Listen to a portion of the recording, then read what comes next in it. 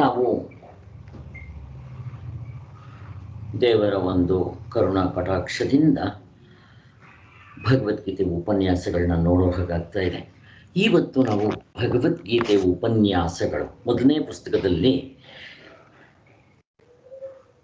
ಅಧ್ಯಾಯ 5, ಅದರಲ್ಲಿ ಭಗವದ್ಗೀತೆ ಉಪನ್ಯಾಸ ಮೊದಲನೇ ಪುಸ್ತಕದಲ್ಲಿ 5ನೇ ಅಧ್ಯಾಯ ಚಾಪ್ಟರ್ ಬಂದಿದ್ದೆ 34. ಅಜ್ಞಾನಿಗೆ ಕರ್ಮವು ಉತ್ತಮವೋ ಸನ್ಯಾಸವು ಉತ್ತಮವೋ ಅನ್ನೋದು ಚಾಪ್ಟರ್. ಇದು 1ನೇ ಶ್ಲೋಕ 5ನೇ ಅಧ್ಯಾಯದಲ್ಲಿ 1ನೇ ಶ್ಲೋಕದಿಂದ 3ನೇ ಶ್ಲೋಕದವರೆಗೂ ಇದನ್ನು ಎಕ್ಸ್ಪ್ಲೇನ್ ಮಾಡ್ತಾ ಹೋಗ್ತಾರೆ 3 ಶ್ಲೋಕಗಳಲ್ಲಿ.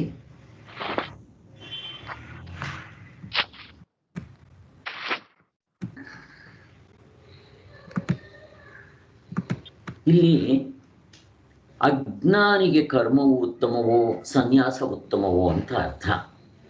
ಅಜ್ಞಾನಿ ಅಂದರೆ ಯಾರು ಅಂತಂದರೆ ಇನ್ನು ಮುಕ್ತ ಆಗಿಲ್ಲ, ಆದರೆ ಅವನಿಗೆ ಗೃಹಸ್ಥಾಶ್ರಮದಲ್ಲಿ ಇದ್ಕೊಂಡು ಕರ್ಮಯೋಗ ಮಾಡೋದು ಉತ್ತಮವೋ ಅಥವಾ ಅವನು ಮೋಕ್ಷಕ್ಕೆ ಬೇಕು ಇಬ್ಬರಿಗೂ, ಅಥವಾ ಅವನು ಗೃಹಸ್ಥಾಶ್ರಮವನ್ನು ಬಿಟ್ಟು ಸನ್ಯಾಸವನ್ನು ಸ್ವೀಕಾರ ಮಾಡೋದು ಮೇಲೋ ಅಂತ ಅರ್ಜುನನಿಗೆ ಪ್ರಶ್ನೆ ಬಂದಿದೆ. ಇಬ್ಬರು ಮುಕ್ತರಾಗಿಲ್ಲ. ಅವನು ಗೃಹಸ್ಥಾಶ್ರಮದಲ್ಲಿರಲಿ ಅಥವಾ ಒಬ್ಬ ಸನ್ಯಾಸ ತಗೊಂಡಿದ್ದಾನೆ ಅಂತ ಇಟ್ಕೊಳ್ರಿ, ಇಬ್ಬರಿಗೂ ಮೋಕ್ಷ ಆಗಿಲ್ಲ, ಇಬ್ಬರಿಗೂ ಅಹಂಕಾರ ಇದೆ. ಇವೆರಡರಲ್ಲಿ ಯಾವುದು ಉತ್ತಮ ಅಂತ ಪ್ರಶ್ನೆ. ಇಷ್ಟೇ ಪ್ರಶ್ನೆ ಇರೋದು. ಇದಕ್ಕೆ ಉತ್ತರ ಹೇಳ್ತಾ ಹೋಗ್ತಾರೆ. ನೋಡ್ರಿ, 2ನೇ ಅಧ್ಯಾಯದಲ್ಲಿ ಅರ್ಜುನ ಒಂದು ಪ್ರಶ್ನೆ ಕೇಳಿದ್ದ ಕೃಷ್ಣ ಭಗವಂತನ. ಏನಂತ? ಸಾಂಖ್ಯ ಅಥವಾ ಜ್ಞಾನ ಯೋಗ ಮೇಲವೋ ಕರ್ಮ ಮೇಲವೋ ಅಂತ ಪ್ರಶ್ನೆ ಕೇಳಿದ್ದ. ನಿಜ, ಸಾಂಖ್ಯ ಯೋಗ ಕಷ್ಟ, ತತ್ವದಲ್ಲಿ ಅರ್ಜುನ ನಿಲ್ಲಿಲ್ಲ, ಅದಕ್ಕೋಸ್ಕರ ಕರ್ಮಯೋಗವನ್ನು ಹೇಳ್ದ. ಇಲ್ಲಿ ನಾನು ಕರ್ಮಯೋಗ ಮಾಡಿಕೊಂಡೇ ಇರಲಿಯ ಗೃಹಸ್ಥಾಶ್ರಮದಲ್ಲಿ, ಅಥವಾ ಇಲ್ಲಿ ಪ್ರಶ್ನೆ ಹೀಗೆ ತಗೊಳ್ಳಿ, ಗೃಹಸ್ಥಾಶ್ರಮ ಬೆಸ್ಟ್ರಾ ಸನ್ಯಾಸಾಶ್ರಮ ಬೆಟ್ರಾ ಅಂತ ಅರ್ಜುನನ ಪ್ರಶ್ನೆ. ಇಲ್ಲಿ ನಮಗೆ ಬೇಕಾಗಿರೋ ಉತ್ತರ ಇಷ್ಟೇ. ಗೃಹಸ್ಥಾಶ್ರಮದಲ್ಲಿ ಇದ್ದುಕೊಂಡು ಕರ್ಮಯೋಗವನ್ನು ಮಾಡಿದ್ರೂ ಮುಕ್ತರಾಗ್ತೀವಿ. ಬ್ರಹ್ಮಚರ್ಯ ಆಶ್ರಮದಲ್ಲಿರಲಿ, ನಾನು ಮೊನ್ನೆನೂ ಕೂಡ ಹೇಳಿದ್ವಿ, 4 ಆಶ್ರಮಗಳು ಎಲ್ಲಿದ್ದರೂ ಮುಕ್ತರಾಗ್ತಾರೆ. ಯಾವ್ದು 4 ಆಶ್ರಮಗಳು? ಬ್ರಹ್ಮಚರ್ಯ, ಗೃಹಸ್ಥ, ವಾನಪ್ರಸ್ಥ, ಸನ್ಯಾಸ. ಎಲ್ಲಿದ್ದರೂ ಮುಕ್ತರಾಗ್ಬೋದು, ಆದರೆ ಆ ಸಾಧನೆಗಳು ಮಾಡೋ ಹಂತದಲ್ಲಿ ಮಾಡಬೇಕು. 2ನೇದು 4 ವರ್ಣಗಳು ಎಲ್ಲಿದ್ದರೂ ಮುಕ್ತರಾಗ್ತಾರೆ. ಯಾವುದು ವರ್ಣಗಳು? ಬ್ರಾಹ್ಮಣ, ಕ್ಷತ್ರಿಯ, ವೈಶ್ಯ, ಶೂದ್ರ. ಇದನ್ನೆಲ್ಲ ನಾವು ನೋಡಿದ್ದೀವಿ. ಆದರೆ ಇಲ್ಲಿ ಅರ್ಜುನನ ಪ್ರಶ್ನೆ ಹಿಂದೆ ಅದರ ಬಗ್ಗೆ ಹೇಳಿದ್ರು. ಎಲ್ಲಿ? 4ನೇ ಅಧ್ಯಾಯದಲ್ಲಿ. ಏನು ಹೇಳಿದ್ರು 4ನೇ ಅಧ್ಯಾಯದಲ್ಲಿ? ಮುಕ್ತನಾದವನಿಗೆ ಜ್ಞಾನದಿಂದ ಎಲ್ಲ ಕರ್ಮಗಳು ಸುಟ್ಟು ಭಸ್ಮವಾಗಿಬಿಟ್ಟಿರುತ್ತೆ. ಅವನಿಗೆ ಯಾವ ಸಂಶಯಗಳಿರೋದಿಲ್ಲ, ಯಾವ ಪ್ರಶ್ನೆ ಇರೋದಿಲ್ಲ, ಅವನು ಮುಕ್ತನಾಗ್ಬಿಟ್ಟಿರ್ತಾನೆ. ಮುಕ್ತನಾದವನ ಕಥೆ. ಆದ್ದರಿಂದ ಜ್ಞಾನ ಸಾಧನೆಗಳಲ್ಲಿ ಗುರು ಶಾಸ್ತ್ರ ಮತ್ತು ತನ್ನಲ್ಲಿ, ದೇವರಲ್ಲಿ, ಗುರುವಿನಲ್ಲಿ, ಶಾಸ್ತ್ರದಲ್ಲಿ ಭಕ್ತಿ ಶ್ರದ್ಧೆ ಇಟ್ಟು ಅವ್ರು ಹೇಳ್ದಂಗೆ ಸಾಧನೆ ಮಾಡಿದ್ರೆ ಮುಕ್ತರಾಗ್ಬಿಡ್ತಾನೆ. ಆದರೆ ಇಲ್ಲಿ ಜ್ಞಾನಕ್ಕಾಗಿ ನೀನು ಕರ್ಮಯೋಗವನ್ನು ಅನುಷ್ಠಾನ ಮಾಡು ಅಂತ ಭಗವಂತ ಹೇಳಿದ್ದಾನೆ. ಜ್ಞಾನ ಅಂತಂದರೆ ಮೋಕ್ಷ, ಮುಕ್ತಿ ಆಗಬೇಕಾದ್ರೆ ಕರ್ಮಯೋಗವನ್ನು ಅನುಷ್ಠಾನ ಮಾಡು ಅಂತ. ಆದ್ದರಿಂದ ಜ್ಞಾನಿಯು ಯಾವ ಕರ್ಮನೂ ಮಾಡೋದಿಲ್ಲ. ಯಾಕೆ? ಹಿಂದೆ ಹೇಳಿದ್ವಿ, 4ನೇ ಅಧ್ಯಾಯ ಸ್ವಲ್ಪ ಜ್ಞಾಪಕ ಮಾಡ್ಕೊಳ್ಳಿ. ಅಕರ್ಮದಲ್ಲಿ ಕರ್ಮ, ಪರಮಾತ್ಮ ಅಕರ್ಮ. ಆತ್ಮನ ಏನಂತಾರೆ? ನಿಷ್ಕ್ರಿಯ ಅಂತೀವಿ. ನಾನು ಗಾಢನಿದ್ರಲ್ಲಿ ಇದ್ದಾಗ ಏನಪ್ಪ ಕೆಲಸ ಮಾಡ್ತೀನಿ? ಏನು ಕೆಲಸ ಮಾಡೋದಿಲ್ಲ. ಅದನ್ನು ಅಕರ್ಮ ಅಂತೀವಿ. ಆನಂದವಾಗಿರ್ತೀವೋ ಇಲ್ವೋ? ಮತ್ತು ಇಲ್ಲಿ ಯಾಕೆ ಇಷ್ಟೆಲ್ಲ ಕೆಲಸ ಮಾಡೋದು? ಆನಂದಕ್ಕೋಸ್ಕರ ಸ್ವಾಮಿ. ಗಾಢ ನಿದ್ರೆಯಲ್ಲಿ ಆನಂದವಾಗಿ ಇರ್ತೀರ, ಏನು ಕೆಲಸ ಮಾಡಿದೆ ಹಂಗಿರಕ್ಕೆ ಬರಬೇಕಲ್ಲ, ಇಲ್ಲಿ ಬರೋದಿಲ್ಲ. ಆದ್ದರಿಂದ ನಿಜವಾಗಿಯೂ ಆತ್ಮನಾಗಿ ಉಳ್ಕೊಂಡ್ರೆ ಅಕರ್ಮ ಏನೇನೂ ಕೆಲಸ ಮಾಡಬೇಕಾಗಿಲ್ಲ. ಹಂಗೆ ಅನ್ಕೊಂಡು ಸೋಂಬೇರಿತನ ಇರೋಲ್ಲ ಅವರು. ಮುಕ್ತರಾದರೂ ಕೂಡ ಲೋಕ ಸಂಗ್ರಹಾರ್ಥಕ್ಕೋಸ್ಕರನೋ ಜನಗಳ ಸೇವೆಗೋಸ್ಕರನೋ ಅಥವಾ ಅವ್ರು ಪಡೆದಂಥ ಆನಂದ ಜನಗಳಿಗೆ ಸಿಕ್ಕಲಿ ಅನ್ನೋದಕ್ಕೋಸ್ಕರ ಅವರು ತಿಳಿಸ್ಕೊಡ್ತಾ ಬರ್ತಾರೆ. ಸೋಂಬೇರಿಗಳಲ್ಲ ಅವರು. ಆದರೆ ಅವ್ರಿಗೆ ಕರ್ತೃತ್ವ, ಭೋಕ್ತೃತ್ವ, ಜ್ಞಾತೃತ್ವ ಇರೋಲ್ಲ. ಇದನ್ನು ನಾವು ಚೆನ್ನಾಗಿ ಅರ್ಥ ಮಾಡ್ಕೊಂಡಿದ್ದೀವಿ 4ನೇ ಅಧ್ಯಾಯದಲ್ಲಿ. ಈಗ ಇಲ್ಲಿ ಈ ಒಂದು ಬ್ಯಾಕ್ಗ್ರೌಂಡಿಂದ ಅರ್ಜುನನಿಗೆ ಪ್ರಶ್ನೆ ಬಂತು. ಏನದು? ನಾವು ಗೃಹಸ್ಥಾಶ್ರಮದಲ್ಲಿ ಇದ್ಕೊಂಡಿರೋದು ಒಳ್ಳೆಯದಾ, ಸನ್ಯಾಸಾಶ್ರಮ ತಗೊಂಡ್ಬಿಟ್ಟು ಸನ್ಯಾಸಿಗಳಾಗ್ಬಿಟ್ರೆ ಒಳ್ಳೆಯದಾ ಅಂತ. ನಿಜವಾಗ್ಲೂ ಹೇಳಬೇಕು ಅಂತಂದರೆ ಸನ್ಯಾಸವೇ ಹೆಚ್ಚು. ಆದರೆ ನನಗಷ್ಟು ಯುಕ್ತಿ ಇರಬೇಕಲ್ವಾ? ಈಗ ವಿದ್ಯಾಭ್ಯಾಸದಲ್ಲಿ PhD ಬೆಟ್ರ ಅಲ್ವಾ? PhD ಯಾವತ್ತೂ ಬೆಟ್ರೆ ಇಲ್ಲ ಅಂದವ್ರು ಯಾರು? ನನಗಷ್ಟು ಯುಕ್ತಿ ಇರಬೇಕಲ್ಲ. PhD ಓದಬೇಕಾದ್ರೆ ಅದು ಓದಬೇಕಾದ್ರೆ ಏನೇನಾಗಿರಬೇಕು? BSc ಆಗಿರಬೇಕು, MSc ಆಗಿರಬೇಕು, ಮಾಸ್ಟರ್ ಡಿಗ್ರಿ ಆದಮೇಲೆ PhD ಮಾಡೋಕ್ಕೆ ಹೋಗೋದು. ನನಗೆ BScನೇ ಆಗದೆ, ನಾನು MSc ಆಗದೆ PhD ಹೇಗೆ ಮಾಡೋಕ್ಕಾಗತ್ತೆ? ಹಾಗೆಯೇ ಕರ್ಮಯೋಗವನ್ನು ಚೆನ್ನಾಗಿ ಮಾಡಿಕೊಂಡು ಆಮೇಲೆ ಸನ್ಯಾಸಾಶ್ರಮಕ್ಕೆ ಹೋದರೆ ಸುಲಭ. ಒಂದೇ ಸಾರಿ ಟಕ್ ಅಂತ ಜಿಗಿತ ಮಾಡೋಕ್ಕೆ ಬರೋದಿಲ್ಲ. ಅರ್ಜುನ ಅದನ್ನು ಕೇಳ್ತಾ ಇದ್ದಾನೆ. ಸನ್ಯಾಸನೇ ಶ್ರೇಷ್ಠ ಅಂತ ಹೇಳ್ಬಿಡ, ನಾನು ಒಂದೇ ಸಾರಿ ಸನ್ಯಾಸ ತಗೊಂಡ್ಬಿಡ್ತೀನಿ ಅಂತ ಅರ್ಜುನ. ಇದು ಸುಮ್ಮನೆ ಬಟ್ಟೆ ಬದಲಾಯಿಸ್ಕೊಳ್ಳೋ ಸನ್ಯಾಸ ಆಗೋದಿಲ್ಲ. ನಮ್ಮ ಮನಸ್ಸಿನಲ್ಲಿ ಸನ್ಯಾಸ ಅಂದರೆ ತ್ಯಾಗ. ನನ್ನ ಮನಸ್ಸಿನಲ್ಲಿ ಎಲ್ಲವೂ ತ್ಯಾಗಮಯವಾಗಿರಬೇಕು. ಅಂದರೆ ನನಗೆ ಪ್ರಪಂಚದಲ್ಲಿ ಯಾವುದರಲ್ಲೂ ಮೋಹ ಇರಬಾರ್ದು. ಇದು ಮುಕ್ತನಾಗಿಲ್ಲ, ಆದರೂ ಅವುಗಳನ್ನ ಅಟ್ಲೀಸ್ಟ್ ವಿವೇಕದಿಂದ ಮತ್ತು ಸಾಧನೆಯ ಬಲದಿಂದ ಇಂದ್ರಿಯಗಳನ್ನ, ಕರ್ಮೇಂದ್ರಿಯಗಳನ್ನ, ಜ್ಞಾನೇಂದ್ರಿಯಗಳನ್ನ, ಅಂತಃಕರಣವನ್ನು ಹಿಡಿತದಲ್ಲಿ ಇಟ್ಕೊಂಡಿರಬೇಕು. ನನಗೆ ಇದು ಯಾವುದು ಬೇಡ, ನನಗೆ ಮೋಕ್ಷವೇ ಬೇಕು ಅಂತ. ಈ ಗೃಹಸ್ಥಾಶ್ರಮದಲ್ಲಿರೋರು ಹಾಗೆ ಹೇಳ್ತಾನೆ, ಅವನು ಕೂಡ ಮೋಕ್ಷನೇ ಬೇಕು ಅಂತ ಹೇಳ್ತಾನೆ.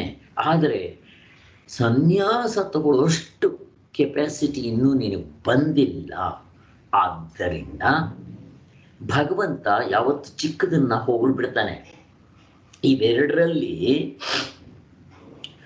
ಸನ್ಯಾಸಾಶ್ರಮವೇ ಶ್ರೇಷ್ಠ PhD ಇದ್ದಂಗೆ. ಆದರೆ ನನಗೆ ಆ ಯೋಗ್ಯತೆ ಇಲ್ವಲ್ಲ. ಅದಕ್ಕೋಸ್ಕರ ನೀನು ಗೃಹಸ್ಥಾಶ್ರಮದಲ್ಲಿ ಇದ್ಕೊಂಡು ಕರ್ಮಯೋಗದಲ್ಲಿ ಮಾಡೋ, ಮುಂದಕ್ಕೆ ನಿನಗೆ ಆ ಯೋಗ್ಯತೆ ತಂದುಕೊಟ್ಟು ನಿನ್ನ PhD ತಗೊಂಡ್ಬರುತ್ತೆ, PhDಯಿಂದ ಮುಕ್ತನ ಆಗ್ತೀಯ ಅಂತ ಇಷ್ಟು ಹೇಳ್ತಾ ಇದ್ದಾರೆ. ಈ ಸಂದರ್ಭದಲ್ಲಿ ಒಂದನ್ನು ಎಕ್ಸಾಂಪಲ್ ನಾವು ತಿಳ್ಕೊಂಡ್ರೆ, ಸನ್ಯಾಸಾಶ್ರಮ ತುಂಬ ಕಷ್ಟ. ಯಾರೇ ನೋಡಿ ಸನ್ಯಾಸವನ್ನು ಸ್ವೀಕಾರ ಮಾಡಿದ್ದು ಎಷ್ಟನೇ ವರ್ಷಗಳಲ್ಲಿ? ಕೊನೆಯ ವರ್ಷಗಳಲ್ಲಿ. ಸಚ್ಚಿದಾನಂದ ಸರಸ್ವತಿ ಸ್ವಾಮಿಗಳು ಸನ್ಯಾಸಾಶ್ರಮ ತಗೊಂಡಿದ್ದು 70ನೇ ವರ್ಷದಲ್ಲಿ. ಅವರು 70ನೇ ವರ್ಷ ಇದ್ದಾಗ, 68ರಲ್ಲಿ, ಅವ್ರಿಗೆ 68 ವರ್ಷ ಆಗಿದ್ದಾಗ. ಅದ್ಯಾಕೆ ಅದು ಕೊನೆಗೆ ತಗೋಬೇಕು? ಮೊದಲೇ ತಗೋಬಹುದಲ್ಲ, ರಮಣ ಮಹರ್ಷಿ ಬಿಡ್ತಾರ. ಅವ್ರಿಗೆ ಅಷ್ಟು ಯೋಗ್ಯತೆ ಇರಬೇಕಲ್ವ? ಯಾಕೆ ಅಂತಂದರೆ ನಮಗೆ ಸಂಸಾರ, ಹೆಂಡತಿ, ಮಕ್ಕಳು, ಮನೆ, ಮಠ ಇವುಗಳನ್ನ ಅನುಭವಿಸ್ಬೇಕು ಅನ್ನೋ ಆಸೆ ಇರುತ್ತೆ. ಅಂಥವ್ರನ್ನ ಶಾಸ್ತ್ರ ಹಾಳಾಗೋಗ್ರಿ ನೀವು, ನಿಮಗೆ ಮೋಕ್ಷ ಆಗಲ್ಲ ಅಂತ ಬಿಡೋದಿಲ್ಲ. ಅವ್ರು ಎಲ್ಲಿರ್ತಾರೋ ಅಲ್ಲಿಂದಲೇ ಸಾಧನೆ ಹೇಳ್ಕೊಡ್ತಾ ಬರ್ತಾರೆ. ಸರಿ, ನೀನು ಗೃಹಸ್ಥಾಶ್ರಮದಲ್ಲಿರೋ, ಗೃಹಸ್ಥಾಶ್ರಮದಲ್ಲಿ ಏನೇನು ಕೆಲಸ ಮಾಡಬೇಕು ಅವುಗಳನ್ನ ಮಾಡ್ತಾ ಕರ್ಮಯೋಗದಲ್ಲಿ ಮಾಡು. ಕರ್ಮಯೋಗದಲ್ಲಿ ಮಾಡಿದ್ರೆ ಏನಾಗುತ್ತೆ? ನಿನಗೆ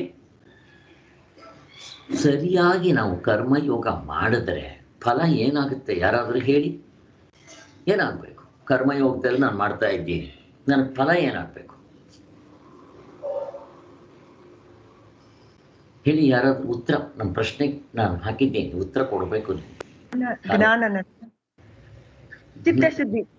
ಚಿತ್ತಶುದ್ಧಿ ಆದರೆ ನೆಕ್ಸ್ಟ್ ಫಲ ಏನು? ಜ್ಞಾನ ತುಂಬ ಕೊನೆಯದು. ಜ್ಞಾನ ಬಿಟ್ಬಿಡಿ, ಚಿತ್ತಶುದ್ಧಿ ಆಯಿತು. ಚಿತ್ತಶುದ್ಧಿ ಆಗೋದ್ರಿಂದ ನನಗೆ ಚಿತ್ತಶುದ್ಧಿ ಆಗಿದೆ ಇಲ್ಲ ಅಂತ ನಾನು ಹೆಂಗೆ ಕಂಡ್ಕೋಬೇಕು? ಯಾರು ಬಂದು ಹೇಳ್ತಾರೆ ನಿಮಗೆ ಚಿತ್ತಶುದ್ಧಿ ಆಗಿದೆ ಅಂತ? ನಿಜ, ಕರ್ಮಯೋಗ ಕರೆಕ್ಟಾಗಿ ಮಾಡಿದ್ರೆ ಚಿತ್ತಶುದ್ಧಿ ಆಗಬೇಕು. ಆಗಿದೆ ಅನ್ನೋದಕ್ಕೆ ರಿಸಲ್ಟ್ ಏನು? ನನಗೆ ಹೆಂಗೆ ಕಾಣಿಸುತ್ತೆ ಚಿತ್ತಶುದ್ಧಿ ಆಗಿದೆ ಇಲ್ಲ ಅಂತ ನಾನು ಹೆಂಗೆ ತಿಳ್ಕೋಬೇಕು? ಇದು ಕರ್ಮಗಳು ತಾನಾಗಿ ಬಿದ್ದು ಹೋಗುತ್ತೆ. ಇದು ಅದಾಗಿದೆಯಾ ನೋಡ್ಕೋಬೇಕು.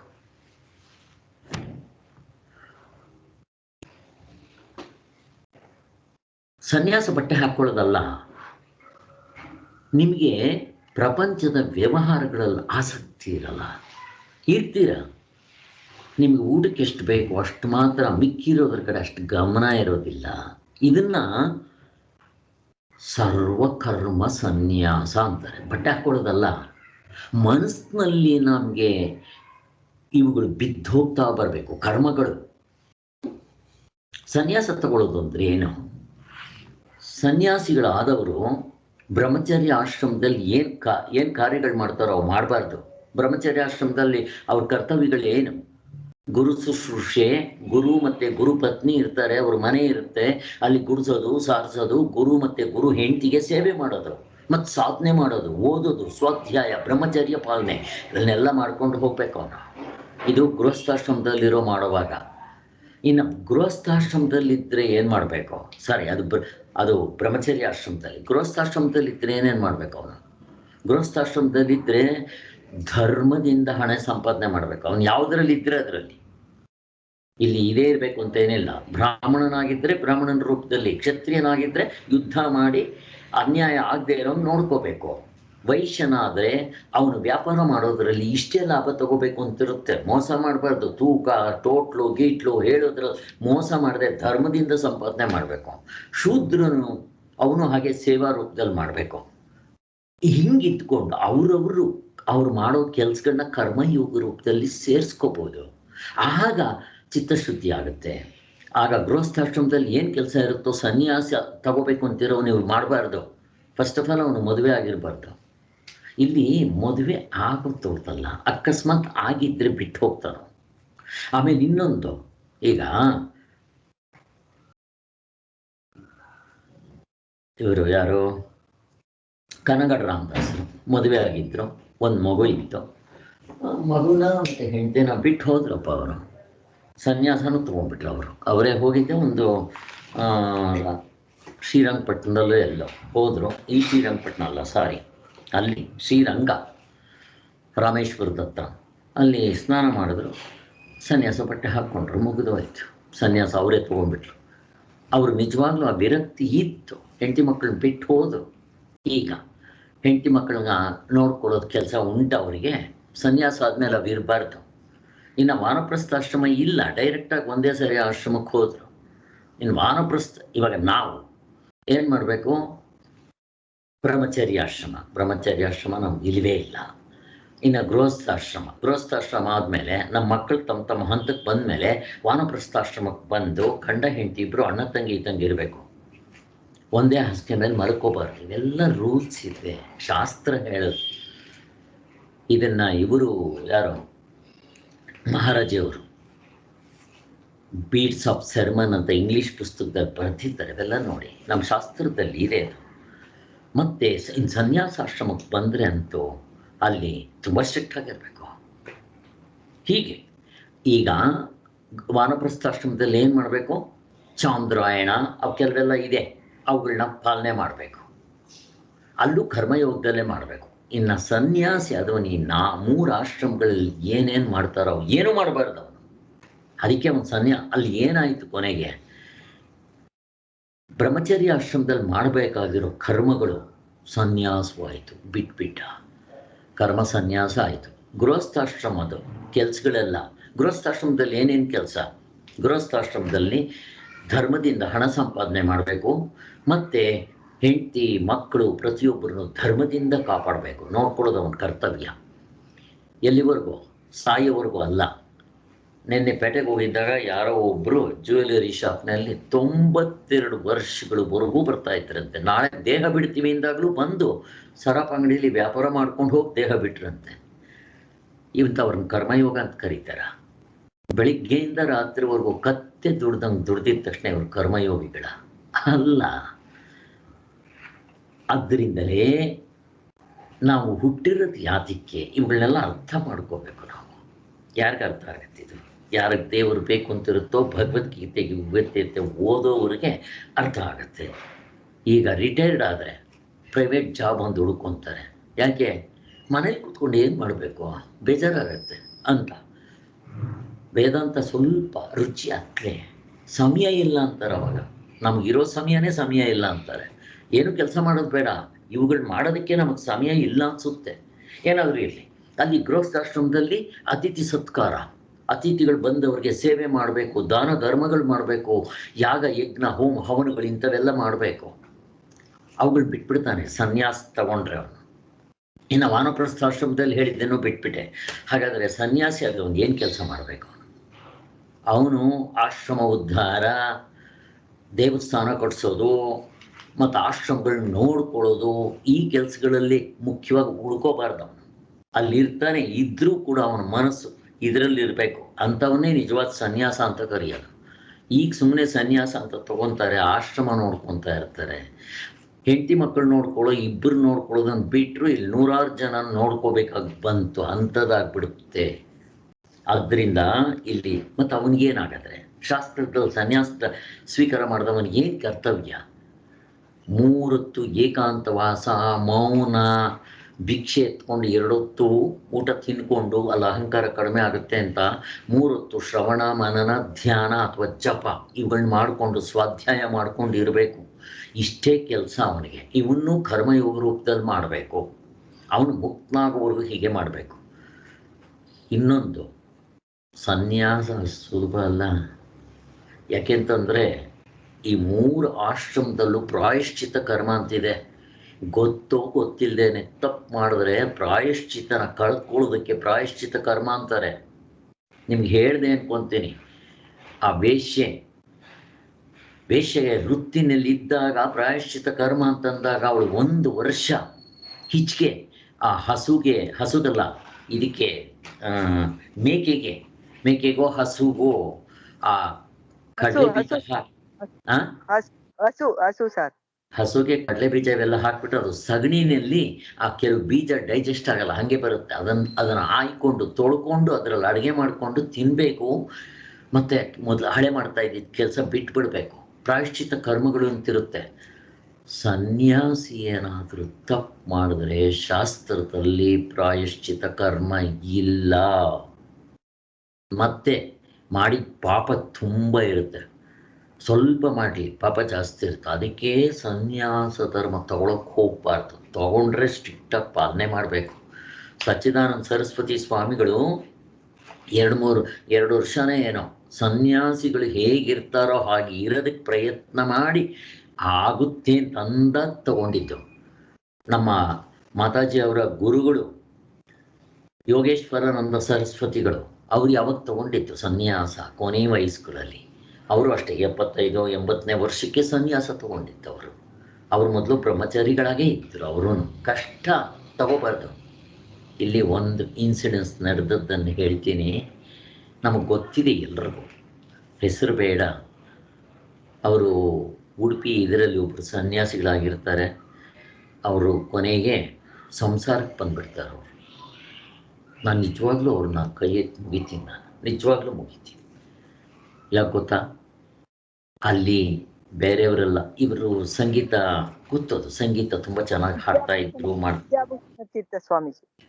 ಅದೇ ಹೆಸರು ಬೇಡ ಅಂತ ಸುಮ್ಮನೆ ಅಂದ್ಕೊಂಡ್ರೆ ಯಾತಕ್ಕೆ ಅಂತ. ಇರಲಿ, ಅವರು ಪಾಪ ಹೇಗೂ ಸನ್ಯಾಸಿಗಳು ಏನಾಗುತ್ತೆ, ಅವ್ರ ತಪ್ಪಿಲ್ಲ, ನಾನು ಹೇಳ್ತೀನಿ. ನಿಜವಾಗ್ಲೂ ಒಳ್ಳೆ ಕೆಲಸ ಮಾಡಿದ್ರು. ಅದು ಈ ಸಂಸಾರಗಳಲ್ಲಿ ಏನಾಗುತ್ತೆ ಅಂದರೆ, ಈ ತಂದೆ ತಾಯಿಗಳು ಅವ್ರಿಗಿನ್ನೂ ಪ್ರಪಂಚಕ್ಕೆ ಕಾಲಿಟ್ಟಿರಲ್ಲ. ಅವ್ರಿಗೆ 7ನೇ ವರ್ಷಕ್ಕೆ ಸನ್ಯಾಸ ಕೊಡಿಸ್ಬಿಡ್ತಾರೆ. ಯಾಕೆ ಗೊತ್ತಾ? ನನ್ನ ಮಗ ಸನ್ಯಾಸಿ ಆಗಿಬಿಟ್ರೆ ಆ ಪೀಠಕ್ಕೆ ಅಧಿಕಾರಿ ಆಗ್ಬಿಡ್ತಾನೆ ಅಂತ ಇವ್ರಿಗೇನೋ ಒಂದು ಇದು. ನಿಜವಾಗ್ಲೂ ಅವ್ರಿಗೆ ಆ ಕೆಪಾಸಿಟಿ ಇದೆಯಾ ಇಲ್ವಾ? ಇದೇನು ಬಲಾತ್ಕಾರದಿಂದ ಕೊಡ್ಸುತ್ತ ಸನ್ಯಾಸ? ಶಂಕರಾಚಾರ್ಯರು ಅವ್ರ ತಾಯಿನ ಕೇಳ್ಕೊತಾರೆ, ಅಮ್ಮ ನೀನು ನೋಡು ಒಪ್ಕೊಳ್ದೆ ಇದ್ರೆ ಆ ಮೊಸಳೆನ ತಿಂದ್ಬಿಡುತ್ತಂತೆ, ಇಲ್ದ್ರೆ ನೀನು ಬಿಡು, ನಾನು ಸನ್ಯಾಸ ತಗೋ ಅಂತ ಹೇಳಿದ್ರೆ ಆ ಮೊಸಳೆ ಬಿಡುತ್ತಂತೆ ಅಂತ ಹೇಳಿ ಅವ್ರ ಸನ್ಯಾಸ ಬೇಕು ಅಂತ ತಗೊಂತಾರ. ಅವ್ರು ಹೆಂಗಿದೆ ನೋಡ್ರಿ, ಬಲಾತ್ಕಾರ ಮಾಡಿ ತಗೊಂತಾರ. ಅವ್ರ ತಾಯಿ ಬೇಡ ಅಂತಾರೆ.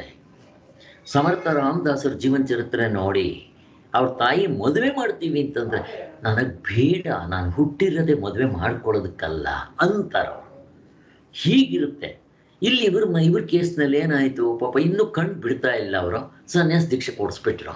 ಅವ್ರು ದೊಡ್ಡವರಾದರೂ ಮಾಡಿದ್ರು ಪಾಪ. ಆ ಆಸೆ ನಾನು ತಪ್ಪಂತ ಹೇಳೋದಿಲ್ಲ. ಇದು ದೇವತೆಗಳಿಂದ ಹಿಡಿದು ಪ್ರಾಣಿಗಳವರೆಗೂ ಈ ಕಾಮ ಅನ್ನೋದು, ಹೆಣ್ಣಿಗೆ ಗಂಡಿಗೆ ಹೆಣ್ಣಿನ ಕಾಮ ಸಹಜವಾಗಿರುತ್ತೆ. ನಮ್ಗೆ ಹೊಟ್ಟೆ ಹಸಿವು ಇದ್ದಂಗಿರುತ್ತೆ. ಆದರೆ ಅದು ಹಸಿವಿದೆ ಅಂತ ನಾವು ಪ್ರಾಣಿಗಳ ಥರ ಅದನ್ನು ಉಪಯೋಗಿಸ್ಕೊಳಕ್ಕೆ ಹೋಗ್ಬಾರ್ದು. ಪ್ರಾಪರ್ ಚಾನಲ್ ಕೊಡ್ಬೇಕು ಅದಕ್ಕೆ ಆಸೆ ಇದೆ ತಾನೆ, ಮದುವೆ ಮಾಡ್ಕೊ, ಪ್ರಾಪರ್ ಚಾನಲ್, ಲೈಸೆನ್ಸ್ ಹೋಗಿ, ಮತ್ತೆ ಲೈಸೆನ್ಸ್ ಇಲ್ಲದೆ ಡ್ರೈವ್ ಮಾಡೋಕ್ಕೆ ಹೋಗಬೇಡ. ಹೀಗೆಲ್ಲ ಬೇರೆ ಅರ್ಥದಲ್ಲಿ ಕೊನೆಗೆ ಅವ್ರದ್ದು ಏನಾಯಿತು, ಲವ್ ಅಫೇರ್ ಸ್ಟಾರ್ಟ್ ಆಯಿತು. ಆದಮೇಲೆ ಅವರು ಕೊನೆಗೆ ಅವ್ರ ಆಶ್ರಮದವ್ರು ಹೇಳಿದ್ರಂತೆ, ನೀವು ಒಳಗಡೆ ಏನು ಬೇಕಾದರೂ ಮಾಡ್ಕೊಳ್ಳಿ, ನೀವೇ ಇದ್ದು ಬಿಡಿ ಅಂತ.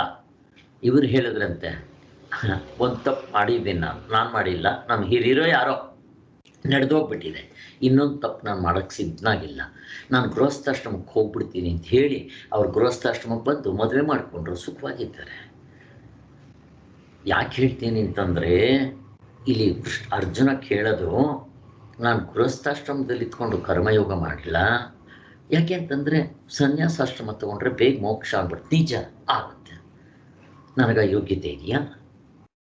ಎಲ್ಲ ಇಂದ್ರಿಯಗಳನ್ನ ತಮ್ಮ ಹತೋಟಿಯಲ್ಲಿ ಇಟ್ಕೊಳ್ಳೋಕೆ ಬರುತ್ತಾ? ನೋಡ್ರಿ, ಹಿಂಗೋಗಿ ತಿರ್ಗ ವಾಪಸ್ ಹೋಗಂಗಿಲ್ಲ. ಪ್ರಾಯಶ್ಚಿತ್ತ ಕರ್ಮ ಇಲ್ಲ, ಬಟ್ ಅವ್ರು ಮಾಡಿಕೊಂಡ್ರು. ಇಲ್ಲಾಂದರೆ ಇವರು ಹೇಳ್ದಂಗೆ, ಇವರು ಕಮಿಟಿಯವರು ಹೇಳ್ದಂಗೆ ಅಲ್ಲೇ ಇತ್ಕೊಂಡು ಒಳಗಡೆ ಏನು ಬೇಕಾದರೂ ಮಾಡಿಕೊಂಡ್ರು, ಮೇಲ್ಗಡೆ ಸನ್ಯಾಸಿಗಳ ಥರ ತುಂಬ ಜನ ಹಾಗೆ ಮಾಡ್ತಾರೆ. ಅದಕ್ಕಿಂತ ಇವರೆಷ್ಟೋ ಬೆಟ್ರಲ್ವಾ, ಒಳ್ಳೆಯವರಲ್ವಾ? ನಾನು ಅದಕ್ಕೆ ಅವ್ರ ಕೈಯಕ್ಕೆ ಮುಗಿತೀನಿ, ನಿಜವಾದ ಸನ್ಯಾಸಿಗಳು ಅಂತ. ಹೀಗಿರುತ್ತೆ. ಅದಕ್ಕೋಸ್ಕರ ಕೃಷ್ಣ ಭಗವಂತನ ಪ್ರಶ್ನೆ ಕೇಳ್ತಾ ಇರೋದು ಅದು. ಆದರೆ ಕೃಷ್ಣ ಭಗವಂತ ಹೇಳೋದು ಉತ್ತರ ಏನು ಅಂದರೆ, ಇಲ್ಲಿ ನಾವು ಅರ್ಜೆಂಟಾಗಿ ಸನ್ಯಾಸ ತಗೊಳಕ್ಕೆ ಹೋಗ್ಬಾರ್ದು. ಕೆಲವ್ರು ಏನು ಅಂತಂದರೆ, ಏನೋ ಪೀಠ ಸಿಗುತ್ತೆ ಅಂತ ಹೋಗಿ ತಗೊಂಡ್ಬಿಡ್ತಾರೆ. ಹಾಗೆಲ್ಲ ಮಾಡೋಕ್ಕೆ ಹೋಗ್ಬಾರ್ದು. ಅಥವಾ ಎಲ್ಲರೂ ಬಂದು ನನ್ನ ಕಾಲಿಗೆ ನಮಸ್ಕಾರ ಮಾಡ್ತಾರೆ ಅಂತನೋ, ಹಣ ಕೊಡ್ತಾರೆ ಅಂತನೋ, ಯಾವುದಕ್ಕೋ ತಗೊಂಡ್ಬಿಡ್ತಾರೆ. ಹಾಗೆಲ್ಲ ಮಾಡೋಕ್ಕೆ ಹೋಗ್ಬಾರ್ದು. ಮತ್ತು ಸನ್ಯಾಸ ತಗೊಂಡ್ರು ಆ ಸನ್ಯಾಸದ ಕರ್ತವ್ಯ ಏನು ಅರ್ಥ ಮಾಡ್ಕೋಬೇಕು. ಇದು ಕಷ್ಟ ಇರೋದು. ಈಗ ಎಷ್ಟೋ ಜನ ಸನ್ಯಾಸಿಗಳಾಗಿರ್ತಾರೆ, ಆದರೆ ಶಾಸ್ತ್ರದಲ್ಲಿ ಏನು ಮಾಡಬೇಕು ಸನ್ಯಾಸಿಗಳು, ಗೃಹಸ್ಥಾಶ್ರಮನಿಗೆ ಅವನಿಗೇನು ಕರ್ತವ್ಯ ಇದೆ ಅಂತ ಹೇಳಿದೆ, ಹಾಗೆ ಸನ್ಯಾಸಿಗೆ ಏನು ಕರ್ತವ್ಯ ಇದೆ ಅಂತ ಹೇಳಿದ, ಅದನ್ನು ಬಿಟ್ಟು ಮಿಕ್ಕಿರೋದೆಲ್ಲ ಮಾಡ್ತಾರೆ. ಅದಕ್ಕೋಸ್ಕರ ಹೇಳ್ತಾ ಇರೋದು, ಇದನ್ನು ಸರಿಯಾಗಿ ಅರ್ಥ ಮಾಡ್ಕೊಳ್ಳೋದಕ್ಕೋಸ್ಕರ 5ನೇ ಅಧ್ಯಾಯದಲ್ಲಿ ಹೇಳ್ತಾ ಇದ್ದಾರೆ. ಈಗ ನೋಡೋಣ, ನಮಗೆ ಈ ಬ್ಯಾಕ್ಗ್ರೌಂಡ್ ಮೇಲೆ ಇದನ್ನು ಅರ್ಥ ಮಾಡ್ಕೋಬೇಕು, ಸ್ಪಷ್ಟವಾಗಿ ಅರ್ಥ ಆಗುತ್ತೆ. ಜ್ಞಾನಿ ಯಾವ ಕರ್ಮನೂ ಮಾಡೋದಿಲ್ಲ, ಅವನು ನಿಜವಾದ ಸನ್ಯಾಸಿ. ಹಾಗಾದ್ರೆ ಮುಮುಕ್ಷು ಕರ್ಮಯೋಗಿ, ಮುಮುಕ್ಷು ಸನ್ಯಾಸಿ, ಇಬ್ಬರು ಮುಮುಕ್ಷುಗಳು ಅಂತಂದ್ರೆ ಮುಕ್ತರಾಗಿಲ್ಲ. ಆದರೆ ಇವ್ರಿಗಿಬ್ಬರಿಗೂ ಅಹಂಕಾರ ಇರುತ್ತೆ. ಇನ್ನು ಮುಕ್ತರಾಗದೇ ಇರೋದ್ರಿಂದ ಕರ್ತೃತ್ವ, ಭೋಕ್ತೃತ್ವ, ಜ್ಞಾತೃತ್ವ ಅಥವಾ ಪ್ರಮಾತೃತ್ವ ಇರುತ್ತೆ. ಅವರು ಸಾಧನೆ ಮಾಡೋದು ಕಳ್ಕೋಬೇಕು. ಈಗ ಅವರು ಕೆಲವು ಕೆಲಸಗಳನ್ನ ಬಿಡ್ತಾ ಬರಬೇಕು. ಬ್ರಹ್ಮಚರ್ಯ ಆಶ್ರಮದ ಕೆಲಸಗಳನ್ನ, ಮತ್ತು ಗೃಹಸ್ಥಾಶ್ರಮದ ಕೆಲಸಗಳನ್ನ, ವಾನಪ್ರಸ್ಥಾಶ್ರಮದ ಕೆಲಸಗಳನ್ನ ಬಿಡಬೇಕು. ಅವರು ಪೂಜೆ ಗೀಜೆ ಮಾಡೋದು, ತೀರ್ಥ ತಗೊಳ್ಳೋದು, ಮಂಗಳಾರತಿ ತಗೊಳ್ಳೋದು, ದೇವಸ್ಥಾನ ಇವೆಲ್ಲ ಮಾಡಬಾರ್ದು. ಅವ್ರೇನು ಮಾಡಬೇಕು? ಶ್ರವಣ, ಮನನ, ಧ್ಯಾನ, ಏಕಾಂತವಾಸ, ಮೌನ, 2 ಭಿಕ್ಷೆ, ಇಷ್ಟೇ ಮಾಡಬೇಕು. ಅವ್ರು ಕಷ್ಟ ಇದೆ ಕೊನೆ ಸಾಧನೆಗಳು. ಯಾರಿಗ ಯೋಗ್ಯತೆ ಇರುತ್ತೋ ಅವ್ರು ಮಾತ್ರ ತಗೋಬೇಕು ಅಂತ ಹೇಳ್ತಾ ಇದ್ದಾರೆ. ಲೆಕ್ಕ ಹಾಕಿ. ಇವಾಗ ಅರ್ಜುನ ಕೇಳೋದು ಈ ಪ್ರಶ್ನೆ, ನನಗೆ ಹೇಳ್ಬಿಡ ನೀನು ಇವೆರಡರಲ್ಲಿ ಯಾವುದು ಶ್ರೇಷ್ಠ ಅಂತ, ನಾನು ಅದನ್ನು ತಗೊಂಡ್ಬಿಡ್ತೀನಿ ಅಂತಾನೆ. ಸೊ ಇವೆರಡರಲ್ಲಿ ಯಾವುದು ಶ್ರೇಷ್ಠ ಅಂತ ಹೇಳಬೇಕು. ಇವೆರಡರಲ್ಲಿ ಯಾವುದು ಶ್ರೇಷ್ಠ? ಗೃಹಸ್ಥಾಶ್ರಮದಲ್ಲಿ ಇತ್ಕೊಂಡು ಕರ್ಮಯೋಗ ಮಾಡೋದು ಶ್ರೇಷ್ಠವಾ, ಅಥವಾ ಒಂದೇ ಸಾರಿ ಸನ್ಯಾಸಾಶ್ರಮ ತಗೊಂಡು ಮುಕ್ತರಾಗೋದು ಶ್ರೇಷ್ಠವಾ? ಇವೆರಡರಲ್ಲಿ ಯಾವ್ದು ಶ್ರೇಷ್ಠ? ಎರಡನೇದೇ ಶ್ರೇಷ್ಠ ಇದ್ರೂನು ಅದಕ್ಕೆ ನಮ್ಗೆ ಯೋಗ್ಯತೆ ಇಲ್ಲದೆ ಇದ್ರೆ ಕರ್ಮಯೋಗನೇ ಮೆಟ್ಲು ಸರ್. ಆದ್ರಿಂದ ಭಗವಂತ ಯಾವತ್ತು ಕೆಳಗಿಂದ ಹೊಗಳ್ತಾನೆ. ಶಾಸ್ತ್ರದಲ್ಲಿ ಒಂದು ನಿಯಮ ಇದೆ, ಮೊದಲು ಕಡಿಮೆದನ್ನ ಹೊಗಳ್ತಾನೆ. ಇಲ್ಲಿ ಅರ್ಜುನಿಗೂ ಕೂಡ ಕೆಪಾಸಿಟಿ ಇಲ್ಲ, ಅದಕ್ಕೋಸ್ಕರ ಅದಕ್ಕೆ ಇಲ್ದಿದ್ರೆ ಅಲ್ಲಿ 2ನೇ ಅಧ್ಯಾಯದಲ್ಲೇ ಜ್ಞಾನದ ವಿಚಾರ ಹೇಳಿದ್ರೆ ತತ್ವದಲ್ಲಿ ನಿಂತ್ಕೊಂಡ್ಬಿಡ್ಬೇಕಾಗಿತ್ತು ನಚಿಕೇತನ. ನಿಲ್ಲಕ್ಕಾಗಲಿಲ್ಲ, ಅದಕ್ಕೆ ಕರ್ಮಯೋಗವನ್ನು ಹೇಳಿದ್ದು. ಕರ್ಮಯೋಗನ ಹೇಳಿದ ಮೇಲೆ ಅಲ್ಲಿ ಜ್ಞಾನ ಶ್ರೇಷ್ಠವ ಕರ್ಮ ಶ್ರೇಷ್ಠವ, ಕರ್ಮಯೋಗ ಶ್ರೇಷ್ಠವ ಅಂತ ಪ್ರಶ್ನೆ ಎತ್ತಿದ್ದಕ್ಕೆ ಜ್ಞಾನದಿಂದಲೇ ಮೋಕ್ಷ, ಬಟ್ ನಿನಗಿನ್ನೂ ಆ ಕೆಪಾಸಿಟಿ ಇಲ್ಲ. ಆದ್ದರಿಂದ ಕರ್ಮಯೋಗವನ್ನು ಮಾಡಿ ಚಿತ್ತಶುದ್ಧಿ ಮಾಡಿಕೊಂಡು ಜ್ಞಾನಯೋಗಕ್ಕೆ ಬರ್ತೀಯ, ಆವಾಗ ನಿನಗೆ ತತ್ವದಲ್ಲಿ ನಿಲ್ತೀಯ ಅಂತ ಹೇಳಿದ್ದಿದ್ದು. ಇಲ್ಲೇನು ಬಂತು ಪ್ರಶ್ನೆ? ಇದರ ಹಿಂದಿನ ಅಧ್ಯಾಯದಲ್ಲಿ ಜ್ಞಾನಾಗ್ನಿಯಿಂದ ಎಲ್ಲ ಕರ್ಮಗಳು ಸುಟ್ಟು ಭಸ್ಮ ಆಗ್ಬಿಡುತ್ತಾ ಅವನು ಸನ್ಯಾಸಿ ಆಗ್ತಾನೆ ಅಂತ ಹೇಳಿದ ತಕ್ಷಣ, ಹಾಗಾದರೆ ನಾನು ಗೃಹಸ್ಥಾಶ್ರಮದಲ್ಲಿ ಇತ್ಕೊಂಡು ಕರ್ಮಯೋಗ ಮಾಡ್ಲಾ ಅಥವಾ ಸನ್ಯಾಸಾಶ್ರಮ ತಗೊಂಡ್ಬಿಡ್ಲಾ ಅಂತ ಅರ್ಜುನ ಕೇಳ್ತಾ ಇದ್ದಾನೆ. ನಿಜವಾಗ್ಲೂ ಆ ಸನ್ಯಾಸಾಶ್ರಮ ಶ್ರೇಷ್ಠ, ಮೋಕ್ಷಕ್ಕೆ ತುಂಬ ಹತ್ತಿರ ಇರುತ್ತೆ. PhD. ನನಗೆ ಆ ಯೋಗ್ಯತೆ ಇಲ್ಲ ಅಷ್ಟೆ. ಮತ್ತೇನು ಮಾಡಬೇಕು? ನಾವು ಎಲ್ಲೆಲ್ಲಿದ್ದರೆ ನನಗೆ ಯಾವ್ಯಾವ ಸಾಧನೆ ಮಾಡೋಕ್ಕೆ ಆಗುತ್ತೋ ಅವುಗಳನ್ನ ಮಾಡ್ತಾ ಚಿತ್ತಶುದ್ಧಿ ಮಾಡಿಕೊಂಡು ಮೇಲಕ್ಕೆ ಬರಬೇಕು. ಹಾಗೆ ಸೊ ಈ ಸ್ಟೆಪ್ಸ್ ಹೇಳ್ತೀನಿ ನೋಡ್ರಿ. ಈಗ ಹಿಂದೆ ಮಾಡಿದ್ದೀವಿ. ಫಸ್ಟ್ ಎತ್ಕೊಂತಾನೆ ಮುಕ್ತನ ಆದವನು, ಅವನಿಗೆ ಕರ್ಮಗಳು ನಿಜವಾಗ್ಲೂ ಇಲ್ಲ, ಅಕರ್ಮ.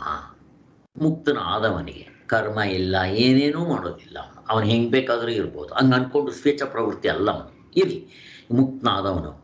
ಇನ್ನು ಅವನಿಗಿಂತ ಕೆಳಗಡೆ ಈ ಸನ್ಯಾಸಿ, ಮುಮುಕ್ಷಾಶ್ರಮ ಸನ್ಯಾಸಿ ಹೇಳ್ತಾ ಇರೋದು. ಮುಕ್ತನಾದವನಿಗೆ ಮುಮುಕ್ಷು ಅಂತ ಹೇಳಲ್ಲ, ಅವನು ಮುಕ್ತನಾಗ್ಬಿಟ್ಟಿರೋದ್ರಿಂದ ಅವನು ನಿಜವಾದ ಸನ್ಯಾಸಿ, ಬ್ರಹ್ಮಜ್ಞಾನಿ. ಅವನೇನಂತಾರೆ? ಭಕ್ತ ಅಂತಾರೆ, ಯುಕ್ತ ಅಂತಾರೆ, ಮುಕ್ತ ಅಂತಾರೆ, ಸ್ಥಿತಪ್ರಜ್ಞ ಅಂತಾರೆ.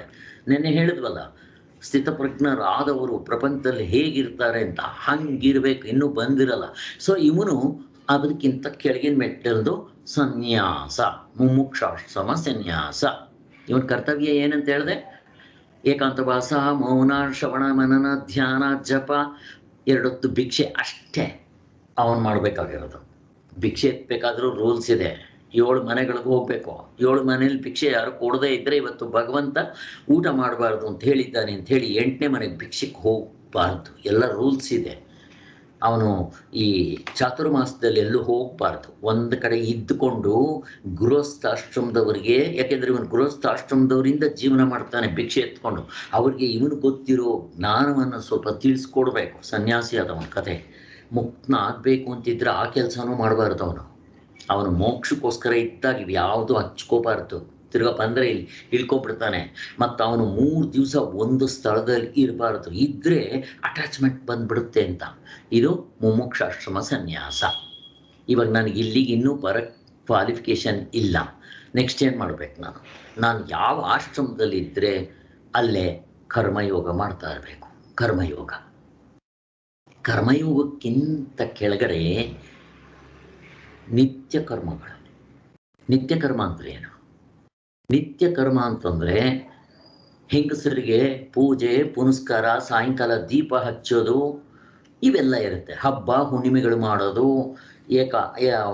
15 ದಿವಸಕ್ಕೊಂದ್ಸರಿ ಉಪವಾಸ ಮಾಡೋದು, ಇವೆಲ್ಲ ನಿತ್ಯ ಕರ್ಮಗಳು. ಇವುಗಳ ಫಲ ಏನು ಹೇಳಲ್ಲ, ಲಾಭ ಸಿಗುತ್ತೆ. ಗಂಡಸರು ಏನು ಮಾಡಬೇಕು? ಅವರು ಅಷ್ಟೇ ಪೂಜೆ ಪುನಸ್ಕಾರ, ಸಂಧ್ಯಾ ವಂದನೆ ಇವುಗಳು ಮಾಡಬೇಕು. ಮತ್ತು ಇದು ನಿತ್ಯ ಕರ್ಮಗಳು. ನಿತ್ಯ ಕರ್ಮಗಳನ್ನಲ್ಲಿ ಫಲ ಹೇಳಿಲ್ಲ ಅಂತಂದರೆ ಅದರಲ್ಲಿ ಫಲ ಇಲ್ವಾ ಅಂದರೆ ಇದೆ. ಮತ್ತು ಅದು ಏನು ಮಾಡುತ್ತೆ? ನಿತ್ಯ ಕರ್ಮಗಳು ಮಾಡೋದ್ರಿಂದ ನಾವು ಹಿಂದೆ ಮಾಡಿದ ಪಾಪಗಳನ್ನ ಸುಟ್ಟಾಕ್ಬಿಡುತ್ತೆ. ಮತ್ತೆ ನನಗೆ ನರಕಕ್ಕೆ ದಾರಿ ತೋರಿಸೋದಿಲ್ಲ. ಆದ್ದರಿಂದ ನಿತ್ಯ ಕರ್ಮಗಳು. ಕರ್ಮಯೋಗಕ್ಕಿಂತ ಕೆಳಗಿನ ಮೆಟ್ಲು ನಿತ್ಯ ಕರ್ಮ.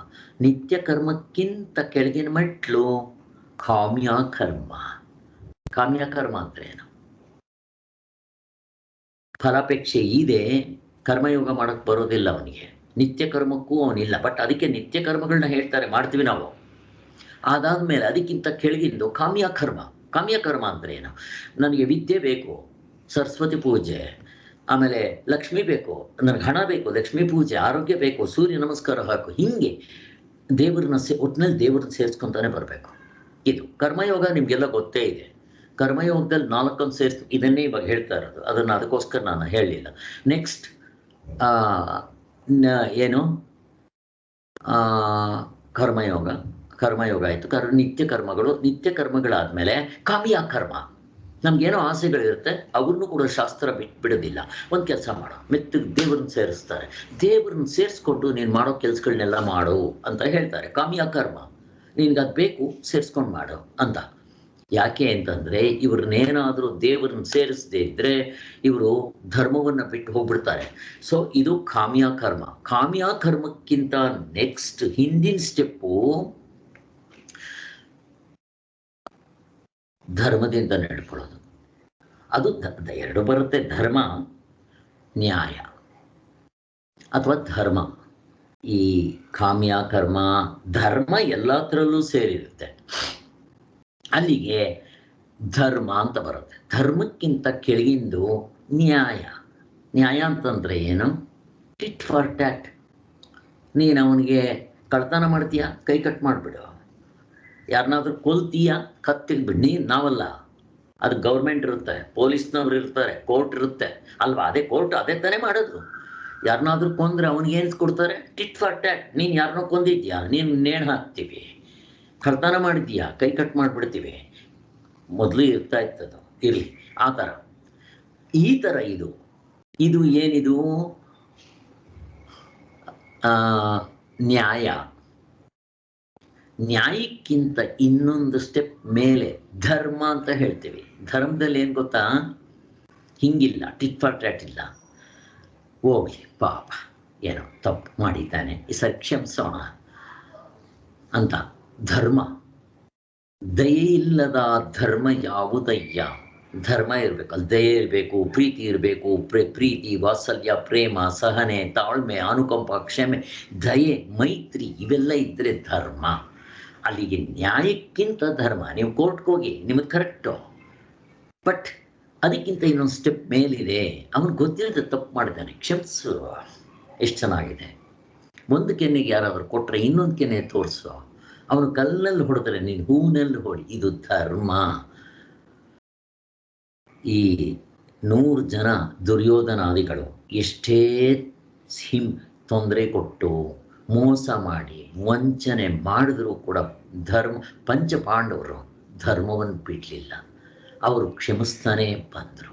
ಇದು ದೊಡ್ಡ ಗುಣ. ಯಾವತ್ತು ಧರ್ಮಕ್ಕೆ ಜಯ, ಧರ್ಮವೇ ಜಯವೆಂಬ ದಿವ್ಯ ಮಂತ್ರ ಮರಿಬಾರ್ದು ನಾವು. ಹಾಗೆ ಅವ್ರು ಮಾಡಿದ್ರು ಅಂತ ನಾವು ಮಾಡೋಕ್ಕೆ ಹೋದರೆ, ಅವ್ರು ತಿಂದರು ಅಂತ ನಾವು ತಿನ್ನಬೇಕಾ ಅನ್ನೋ ಪ್ರಶ್ನೆ ಬಂದ್ಬಿಡುತ್ತೆ. ಅದಕ್ಕೆ ಅಲ್ಲಿಗೆ ಧರ್ಮಕ್ಕಿಂತ ಕೆಳಗಿಂದು ನ್ಯಾಯ. ನೀವು ಕೋರ್ಟ್ಗೆ ಹೋಗಿ, ಯು ಆರ್ ರೈಟ್, ಬಟ್ ಅದಕ್ಕಿಂತ ಮೇಲೆ ಧರ್ಮ. ಈಗ ನ್ಯಾಯ ಆಯಿತು, ಅದಕ್ಕಿಂತ ಕೆಳಗಿಂದ ಯಾವುದು ಇಲ್ವಾ? ಇದೆ, ಸ್ವೇಚ್ಛಾ ಪ್ರವೃತ್ತಿ. ಏನಾಗುತ್ತೆ? ವೀರಪ್ಪಂದರು ಹೆಂಗೆ ಬೇಕಾದರೂ ಮಾಡು, ಕೊಲೆ ಮಾಡು, ದರೋಡೆ ಮಾಡು, ಪೊಲೀಸ್ನವರು ಅವ್ರು ಬರ್ತಾರೆ ನೀನು ಹಿಡಿಯೋಕ್ಕೆ, ಅವ್ರನ್ನೂ ಕೊಂದಾಕ್ಬಿಡು, ತಂದೆ ತಾಯಿಗಳು ಅವ್ರನ್ನೂ ಕೊಂದಾಕ್ಬಿಡು. ಇದು ಸ್ವೇಚ್ಛಾ ಪ್ರವೃತ್ತಿ. ಏನು ಬೇಕಾದ ನಮ್ಗೆ ಹೆಂಗೆ ಅನ್ಸುತ್ತೋ ಹಾಗೆ ಸ್ವೇಚ್ಛಾ ಪ್ರವೃತ್ತಿ ಮಾಡುವಂತಾರೆ. ಇಷ್ಟು ಸ್ಟೆಪ್ಸ್ ಹೇಳಿದ್ದೀನಿ. ಇವಾಗ ಇಷ್ಟ ಅರ್ಥ ಆಗಿದೆ, ಮುಂದಕ್ಕೆ ಹೋಗೋಣ. ಇವಾಗ ನಮಗೆ ಸ್ಪಷ್ಟವಾಗಿ ಅರ್ಥ ಆಗುತ್ತೆ ಅನ್ನೋದಕ್ಕೋಸ್ಕರ ಇಷ್ಟು ಹೇಳಿದ್ದೀನಿ. ಇದು ಪೀಠಿಕೆನೇ ಆಯ್ತು ಇವತ್ತು. ಇಲ್ಲಿ ಕರ್ಮಗಳನ್ನು ಬಿಡುವುದನ್ನು ಹೊಗಳ್ತೀಯ, ಅವುಗಳನ್ನು ಮಾಡುವುದನ್ನು ಹೊಗಳ್ತೀಯ. ನೀನು ಕರ್ಮಯೋಗ ಮಾಡುವ ಅಂತೀಯ, ಕೊನೆಗೆ ಕರ್ಮಗಳನ್ನೇ ಬಿಡದನ್ನೂ ಹೇಳ್ತಾ ಇದ್ದೀಯ. ಇವೆರಡರಲ್ಲಿ ಯಾವುದು ಶ್ರೇಷ್ಠ? ನನಗಿದೇ ಶ್ರೇಷ್ಠ ಅಂತ ಹೇಳ್ಬಿಡ, ನಾನು ಒಂದೇ ಸಾರಿ ಮಾಡಿಬಿಡ್ತೇನೆ ಅಂತ ಹಂಗೆ ಹೇಳಕ್ಕೆ ಬರಲ್ಲ ಅಂತ. ಕರ್ಮವನ್ನು ಮಾಡುವುದು ಬಿಡುವುದು ಅಂತಂದರೆ ಹಂಗಲ್ಲ ಅರ್ಥ. ಅದು ಅರ್ಜುನ ಸರಿಯಾಗಿ ಅರ್ಥ ಮಾಡ್ಕೊಂಡಿಲ್ಲ. ಈಗ ಗುದ್ಲಿಯಿಂದ ಅಗಿಯೋದು, ಇಲ್ಲದೆ ಇದ್ದರೆ ಅಗಿದೇ ಇರೋದು, ಎರಡು ಕೆಲಸ ಆಗುತ್ತೆ ಅದರಲ್ಲಿ. ಅಗಿತಾ ಯಾವನೋ ಒಬ್ಬ ಗುದ್ಲಿ ತೊಗೊಂಡು ಕೆಲಸ ಮಾಡ್ತಾನೆ, ಇಲ್ಲ ಕೆಲಸ ಮಾಡಲಿಲ್ಲ ಸುಮ್ಮನೆ ಇರ್ತಾನೆ, ಹಂಗ ಅಲ್ಲ. ಇನ್ನು ಕೆಲವು ಸಾರಿ ಏನಾಗುತ್ತೆ ಅಂತಂದ್ರೆ, ಶಾಸ್ತ್ರದ ಅಭಿಪ್ರಾಯ ಇದಲ್ಲ, ಕರ್ಮ ಮಾಡು ಅಥವಾ ಮಾಡದೆ ಸುಮ್ಮನೆ ಇರು, ಹಂಗಲ್ಲ. ಇನ್ನು ಕೆಲವು ಸಾರಿ ಏನಾಗುತ್ತೆ, ಕೆಲಸ ಮಾಡ್ತಾ ಇರ್ತೀವಿ, ಫಲ ಸಿಗೋದಿಲ್ಲ. ಹೇಗೆ? ಒಂದು ದಾರ ಹಿಡ್ಕೊಳ್ಳಿ, ಈ ಕಡೆ 10 ಜನ, ಈ ಕಡೆ 10 ಜನ ಭದ್ರವಾಗಿ ಎಳಿತಾ ಇರಲಿ. ಆ ದಾರ ಈ ಕಡೆಗೂ ಹೋಗಲ್ಲ, ಈ ಕಡೆ ಹೋಗಲ್ಲ. ಯಾಕೆ? ಈ ಕಡೆ 10 ಜನ, ಈ ಕಡೆ 10 ಜನ ಈಕ್ವಲ್ ಆಗಿದೆ ಫ್ರೈಟು, ಅದರಿಂದ ದಾರ ಮೂವ್ ಆಗಲ್ಲ. ಕೆಲಸ ಮಾಡ್ತಾ ಇಲ್ವಾ? ಮಾಡ್ತಾ ಇದ್ದಾರೆ, ಇಬ್ರು ಎಳಿತಾ ಇದ್ದಾರೆ, ಪಾಪ ಎಲ್ಲರೂ ಎಳಿತಾ ಇದ್ದಾರೆ. ಬಟ್ ಈ ಕಡೆನೂ ಹೋಗಲ್ಲ, ಆ ಕಡೆನೂ ಹೋಗಲ್ಲ. ಕೆಲಸ ನಡೀತಾ ಇದೆ, ಫಲ ಇಲ್ಲ. ಹಂಗಾಗೋ ಚಾನ್ಸಸ್ ಇರುತ್ತೆ. ಇನ್ನು ಕೆಲವರು, ಫಾರ್ ಎಕ್ಸಾಂಪಲ್, ಒಬ್ಬ ಇವನು ಕೆರೆ ಇರುತ್ತೆ ಅಂತ ಇಟ್ಕೊಳ್ರಿ, ಒಬ್ಬ ವಾಚ್ಮ್ಯಾನ್ ಇರ್ತಾನೆ, ಕೆರೆ ನೋಡ್ಕೊಳಕ್ ಒಬ್ಬ ಇರ್ತಾನೆ. ಒಬ್ಬ ಜೋರಾಗಿ ಮಳೆ ಬಂದು ಕೆರೆ ಕಟ್ಟೆ ಹೊಡೆದು ಹೋಗ್ಬಿಟ್ಟು ಹೋಗ್ತಾ ಇದ್ರೆ, ಅವನು ಸುಮ್ಮನೆ ನೋಡ್ತಾ ಇದ್ರೆ ಅವನು ಕೆಲಸ ಮಾಡ್ದಂಗ ಇಲ್ಲ. ಆದ್ದರಿಂದ ಅದು ತಪ್ಪೇ. ಆದ್ದರಿಂದ ಎರಡೂ ತಪ್ಪು ನೋಡ್ರಿ, ಅಲ್ವಾ? ಸುಮ್ಮನಿದ್ರು ಕೆಲಸ ಮಾಡ್ದಂತೆ ಆಗ್ಬಿಡುತ್ತೆ. ಈಗ ಅವನು ಸುಮ್ಮನೆ ನೋಡ್ಕೊಂಡಿದ್ರೆ ತಪ್ಪೇ. ಕೆರೆ ಹೊಡೆದೋಗ್ಬಿಟ್ಟಿದೆ, ಅದನ್ನು ಇನ್ಫಾರ್ಮ್ ಮಾಡಬೇಕೋ ಇಲ್ವೋ? ಅವನು ಏನು ಮಾಡ್ತಾ ಇಲ್ಲ, ಅವನು ಹೇಳ್ತಾನೆ ಇಲ್ಲ, ಆದರೂ ಕೆಲಸ ಮಾಡ್ತಾ ಇದ್ದಂಗೆ ಅದು ತಪ್ಪು ಅಂತ ಹೇಳೋದು. ಇದು ಸೂಕ್ಷ್ಮವಾಗಿರುತ್ತೆ. ಧರ್ಮದ ವಿಚಾರಗಳು ಅರ್ಥ ಮಾಡ್ಕೋಬೇಕಾದ್ರೆ ರಾಮ ಇದಕ್ಕೆ ಇನ್ನೊಂದು ಎಕ್ಸಾಂಪಲ್ ಕೊಟ್ರೆ ನಿಮ್ಗೆ ಚೆನ್ನಾಗಿ ಅರ್ಥ ಆಗುತ್ತೆ. ರಾಮಾಯಣ ನಮಗೆಲ್ಲ ಗೊತ್ತು. ವಾಲಿ ಓದೇ ಕಥೆ ಬರುತ್ತೆ. ವಾಲಿನ ಕೊಲ್ಬೇಕು ಅಂತ ಬಂದಾಗ ರಾಮ ಹಿಂದೆಗಡೆ ನಿಂತ್ಕೊಂಡು ಅವನು ಕೊಲ್ತಾನೆ, ಬಾಣ ಬಿಡ್ತಾನೆ, ಸತ್ತು ಹೋಗ್ಬಿಡ್ತಾನೆ. ಆಗ ವಾಲಿ ಕೇಳ್ತಾನೆ, ನಿನಗೂ ನನಗೂ ವೈರತ್ವ ಎಲ್ಲಿದೆ? ನೀನು ಯಾಕೆ ನನ್ಕೊಂದಿತ್ತು? ಅದು ಕೊಲ್ಬೇಕಾದ್ರೆ ಧೈರ್ಯವಾಗಿ ನೀನು ಎದುರುಗಡೆ ಬಂದು ಕೊಲ್ಬೇಕಾಗಿತ್ತು. ನೀನೆಂಥ ವೀರ ಶೂರ, ಹಿಂದೆಗಡೆ ಮರದ ಹಿಂದೆ ಕೊಂದಿದ್ಯಾ ಅಂತ ಫಸ್ಟ್ ಕೇಳ್ತಾನೆ. ಅದಕ್ಕೆ ಅವನು ಹೇಳ್ತಾನೆ, ನಿನಗೊಂದು ವರ ಇತ್ತಪ್ಪ, ನೀನು ಎದುರುಗಡೆ ಯಾರು ಬಂದರೂ ಅರ್ಧ ಕೆಪಾಸಿಟಿ ಅವ್ರಿಗೆ ಬಂದ್ಬಿಡುತ್ತೆ, ದೇವರೇ ಬರಲಿ, ಅರ್ಧ ಶಕ್ತಿ ನಿನ್ಗೆ ಹೋಗ್ಬಿಡುತ್ತೆ. ನಿಂದೇನಾಯ್ತು ಇವಾಗ? ನಂದು ಅರ್ಧ ಶಕ್ತಿ ಪ್ಲಸ್ ನಿಂದು ಹಳೇದು, ನಿಂದೇನಿರುತ್ತೋ ಅದು ಎಲ್ಲ ಸೇರಿ ಯಾವನು ಗೆಲ್ಲಕ್ಕಾಗಲ್ಲ. ನೀನಂತ ವರ ಕೇಳಿದ್ದೆ, ಅದಕ್ಕೆ ನಾನು ಹಿಂದೆನಿಂದನೇ ಹೊಡಿಬೇಕು. ಯಾವತ್ತೂ ತಿಳ್ಕೊಳ್ಳಿ, ಈ ರಾಕ್ಷಸರು ಇವರು ಈ ಪ್ರಾಣವನ್ನು ತಪ್ಪಿಸ್ಕೊಳ್ಳೋಕ್ಕೆ ಚಾಪೆ ಕೆಳಗೆ ತೂರಿದ್ರೆ ಭಗವಂತನಿಗೆ ರಂಗೋಲಿ ಕೆಳಗೆ ತೂರಕ್ಕೆ ಬರಲ್ವಾ? ಇರಲಿ ಸರಿ, ನೀನು ನನ್ನ ಕೊಂದಿಯಲ್ಲ, ನಾನೇನು ತಪ್ಪು ನಿನಗೆ ನಾನೇನು ಮಾಡಿದ್ದೇನೆ ಹೇಳ, ಕೊಂದಿದ್ದೀಯಾ ಅಂತ. ಅವನು ಹೇಳ್ತಾನೆ, ನಾನು ನಿನ್ನ ವಿಚಾರ ಗೊತ್ತಾದ ಮೇಲೆ ಕೊಲ್ಲದೆ ಇದ್ರೆ ನನಗೆ ಪಾಪ ಬರುತ್ತೆ ಅಂತಾನೆ. ನನಗೆ ಗೊತ್ತಾದ ಮೇಲೆ ನಾನು ಕೊಲ್ಲದೆ ಇದ್ರೆ ನನ್ನ ಪಾಪ ಬರುತ್ತೆ ಅಂತಾನೆ. ಅವನು ಕೇಳ್ತಾನೆ, ಹೆಂಗೆ ಅಂತ ಕೇಳ್ತಾನೆ. ಈ ರಾಜ್ಯ ಯಾರ್ದು? ನಮ್ಮದು. ಭರತ ರಾಜ. ನೋಡಿ, ರಾಮ ಹೇಳುವಾಗ ನಂದು ರಾಜ್ಯ ಅಂತ ಹೇಳಲಿಲ್ಲ. ಈಗ ರಾಜ ಯಾರು? ಭರತ ಆಳ್ತಾ ಇದ್ದಾನೆ ರಾಜ, ನಾನು ಯಾರು? ಅವನ ಸೇವಕ. ಆದ್ದರಿಂದ ಇದು ನಮ್ಮ ರಾಜ್ಯಕ್ಕೆ ಸೇರೋದು. ಆದ್ದರಿಂದ ಇಲ್ಲಿ ನೀನು ಅಧರ್ಮದಿಂದ ನಡೀತಾ ಇದ್ದೀಯ. ನಿನ್ನ ತಮ್ಮ ಅಷ್ಟು ಕೇಳ್ಕೊಂಡ್ರು ಅವನ ವಿಚಾರದಲ್ಲಿ ನಂಬಿಕೆ ಇಲ್ಲದೆ ಅವನ್ನ ಕೊಲ್ಲೋದಕ್ಕೆ ಸಿದ್ಧನಾಗ್ಬಿಟ್ಟಿದ್ಯಾ. ಒಂದು. ಎರಡನೇದು, ಅವನ ಹೆಂಡತಿನ ನೀನು ಬಲಾತ್ಕಾರವಾಗಿ ಇಟ್ಕೊಂಡಿದ್ದೀಯ. ಇದು ನಿನಗೆ ಶ್ರೇಷ್ಠವಾ? ನೀನು ಮಾಡ್ತಾ ಇರೋ ತಪ್ಪಂತ ಯಾರು ಹೇಳೋರಿಲ್ವ ನಿನಗೆ? ಅದರಿಂದ ನಾನು ಕೊಂದೆ. ಹೆಂಗಿದೆ ನೋಡ್ರಿ. ಈಗ ರಾಮ ನಾನು ಕೊಲ್ಲಿಲ್ಲ ಅಂತ ಇಟ್ಕೋ, ನಾನು ನೋಡಿ ಕೂಡ ನಾನು ತಪ್ಪು ಮಾಡ್ದಂಗಾಗತ್ತೆ, ಮತ್ತು ನನಗೇನಾಗುತ್ತೆ? ನರಕ ಪ್ರಾಪ್ತಿ ಆಗತ್ತೆ. ಹಂಗೆ ಅಂತ ಹೇಳ್ತಾನೆ ರಾಮ. ಎಷ್ಟು ಚೆನ್ನಾಗಿದೆ ನೋಡ್ರಿ ಧರ್ಮ ಸಂಕಟಗಳಿದು. ಇದನ್ನು ಯಾರೋ ಒಬ್ರು ಸ್ವಾಮಿಗಳು ತಗೊಂಡ್ಬಂದು ಓಟ್ ಹಾಕೋದಕ್ಕೆ ತಂದು ಸೇರಿಸಿದ್ರು. ಈಗ ಉದಾಹರಣೆಗೆ ಬೈ ಚಾನ್ಸ್ ನಾವು ಓಟ್ ಹಾಕ್ತೀವಿ ಅಂತ ಇಟ್ಕೊಳ್ರಿ, ಯಾವನಿಗೋ ಹಾಕಿದ್ವಿ ಅಂತ ಇಟ್ಕೊಳ್ರಿ, ಅವನು ಮೋಸ ಮಾಡಿದ್ರೆ ಪಾಪ ನಮಗೂ ಬರುತ್ತೆ. ನಿಜ ಇದು. ನಾವು ಹಣಕ್ಕೋ ದುಡ್ಡುಗೋ ನಮ್ಮ ಪಾರ್ಟಿ ಗೆಲ್ಲಿ ಅಂತನೋ ಅವನು ಗೆಲ್ಸಿದ್ರೆ ಪಾಪ ನನಗೂ ಬರುತ್ತೆ. ನನಗೆ ಬರುತ್ತೆ ಸ್ವಾಮಿ, ನನಗ್ಯಾಕೆ ಬರುತ್ತೆ? ಯಾಕೆಂದ್ರೆ ಅವನು ಪಾಪ ಮಾಡ್ತಾನೆ, ನಾವೇ ಅವನು ಕುಂಡ್ರಿಸಿರೋದು. ಅವನು ಮಾಡಿದ ಪಾಪದಲ್ಲಿ ನಮಗೂ ಬರುತ್ತೆ. ಇವಾಗ ಅವನು ಪುಣ್ಯ ಮಾಡ್ದ ಅಂತ ಇಟ್ಕೊಳ್ರಿ, ನಿಮಗೂ ಪುಣ್ಯ ಬರುತ್ತೆ. ಹಂಗೆ ಇದು ಹೆಂಗೆ? ಇದಕ್ಕೆ ನಮ್ಮ ಇವರು ಯಾರು ಸ್ವಾಮಿ ಮಹಾರಾಜಿ, ನಮ್ಮ ಮಾತಾಜಿಯವ್ರ ಗುರುಗಳು ಹೇಳ್ತಾರೆ, ಮಾಂಸ ಕಡಿಯೋನು, ಮಾಂಸ ತಿನ್ನೋನು ಮಾತ್ರನ ಪಾಪ ಬರೋದು? ಮಾಂಸ ತಿನ್ನೋವನಿಗೂ ಪಾಪ ಬರುತ್ತೆ. ಈ ಮಾಂಸನ ಕೊಂಡ್ಕೊಂಬಂದನಲ್ಲ ಮಾರ್ಕೆಟ್ಟಿಂದ, ಮನೆಗೆ ತಂದು ಕೊಟ್ಟನಲ್ಲ, ಅವನಿಗೂ ಅಂಗಡಿಯವನು ಮಾರ್ತಾನಲ್ವ, ಅದನ್ನು ಕಡಿದು ಮಾರ್ತಾನಲ್ಲ, ಅವನಿಗೆ ಪಾಪ ಬರುತ್ತೆ. ಕೊನೆಗೆ ಅದನ್ನು ಯಾವನು ಕಡಿತಾನಲ್ವ ಅಲ್ಲಿ ಹಿಂದೆಗಡೆ, ಅವನಿಗೆ ಪಾಪ ಬರುತ್ತೆ. ಇವನು ಮಾರೋವನಿಗೆ ಪಾಪ ಬರುತ್ತೆ, ತಿಂದವನಿಗೆ ಬರುತ್ತೆ. ಅದನ್ನು ತಂದು ಹೆಂಡತಿ ಮಾಡಿಕೊಟ್ರೆ ಹೆಂಡತಿಗೂ ಪಾಪ ಬರುತ್ತೆ, ತಿನ್ನೋವನಿಗೆ ಬರುತ್ತೆ. ಇದರಲ್ಲಿ ಯಾರ್ಯಾರು ಸೇರಿರ್ತಾರೋ ಕೊನೆಗೆ ಹಸುವನ್ನ ಮಾರ್ತಾನಲ್ಲ ಯಾವನೋ ಕಟ್ಕರಿಗೆ ಮಾಂಸಕ್ಕೋಸ್ಕರ ಅಂತ ಮಾರ್ತಾನಲ್ವ, ಅವನಿಗೂ ಪಾಪ ಬರುತ್ತೆ. ಇಷ್ಟು ಪಾಪ ಬರುತ್ತೆ ನೋಡ್ರಿ, ಎಲ್ರಿಗೂ ಬರುತ್ತೆ, ಹಂಚ್ಕೋಬೇಕು ಎಲ್ರೂ. ಅದೇ ಒಂದು ಪುಣ್ಯದ ಕೆಲಸ ಎಲ್ಲರೂ ಹಂಚ್ಕೊತಾರೆ. ಹೇಗಿದೆ ನೋಡ್ರಿ, ಯಾವ್ದು ಮಾಡಬೇಕು, ಎಷ್ಟು ಸೂಕ್ಷ್ಮವಾಗಿದೆ ಧರ್ಮದ ವಿಚಾರಗಳು. ಇನ್ನು ನಾವು ಇದಕ್ಕೆ ಕೇರ್ಲೆಸ್ ಆಗಿ ಮಾಡ್ತಾ ಇರ್ತೀವಲ್ಲ, ಯಾರಿಗೆ ಎಷ್ಟೆಷ್ಟು ಪಾಪ ಬರುತ್ತೆ, ಹೆಂಗೆ ಬರುತ್ತೆ ಅನ್ನೋದು ಹೆಂಗೆ ಗೊತ್ತಾಗುತ್ತೆ? ಈಗ ನೀವೆಲ್ಲ ಆಶ್ರಮಕ್ಕೆ ಡೊನೇಷನ್ ಕೊಟ್ಟರೆ ಅದನ್ನು ಕಳ್ತನಕ್ಕೋ, ಮೋಸಕ್ಕೋ, ವಂಚನೆಗೋ, ಇನ್ಯಾತಿಕೋ ಉಪಯೋಗಿಸಿದ್ರೆ ಪಾಪ ಬರುತ್ತೆ.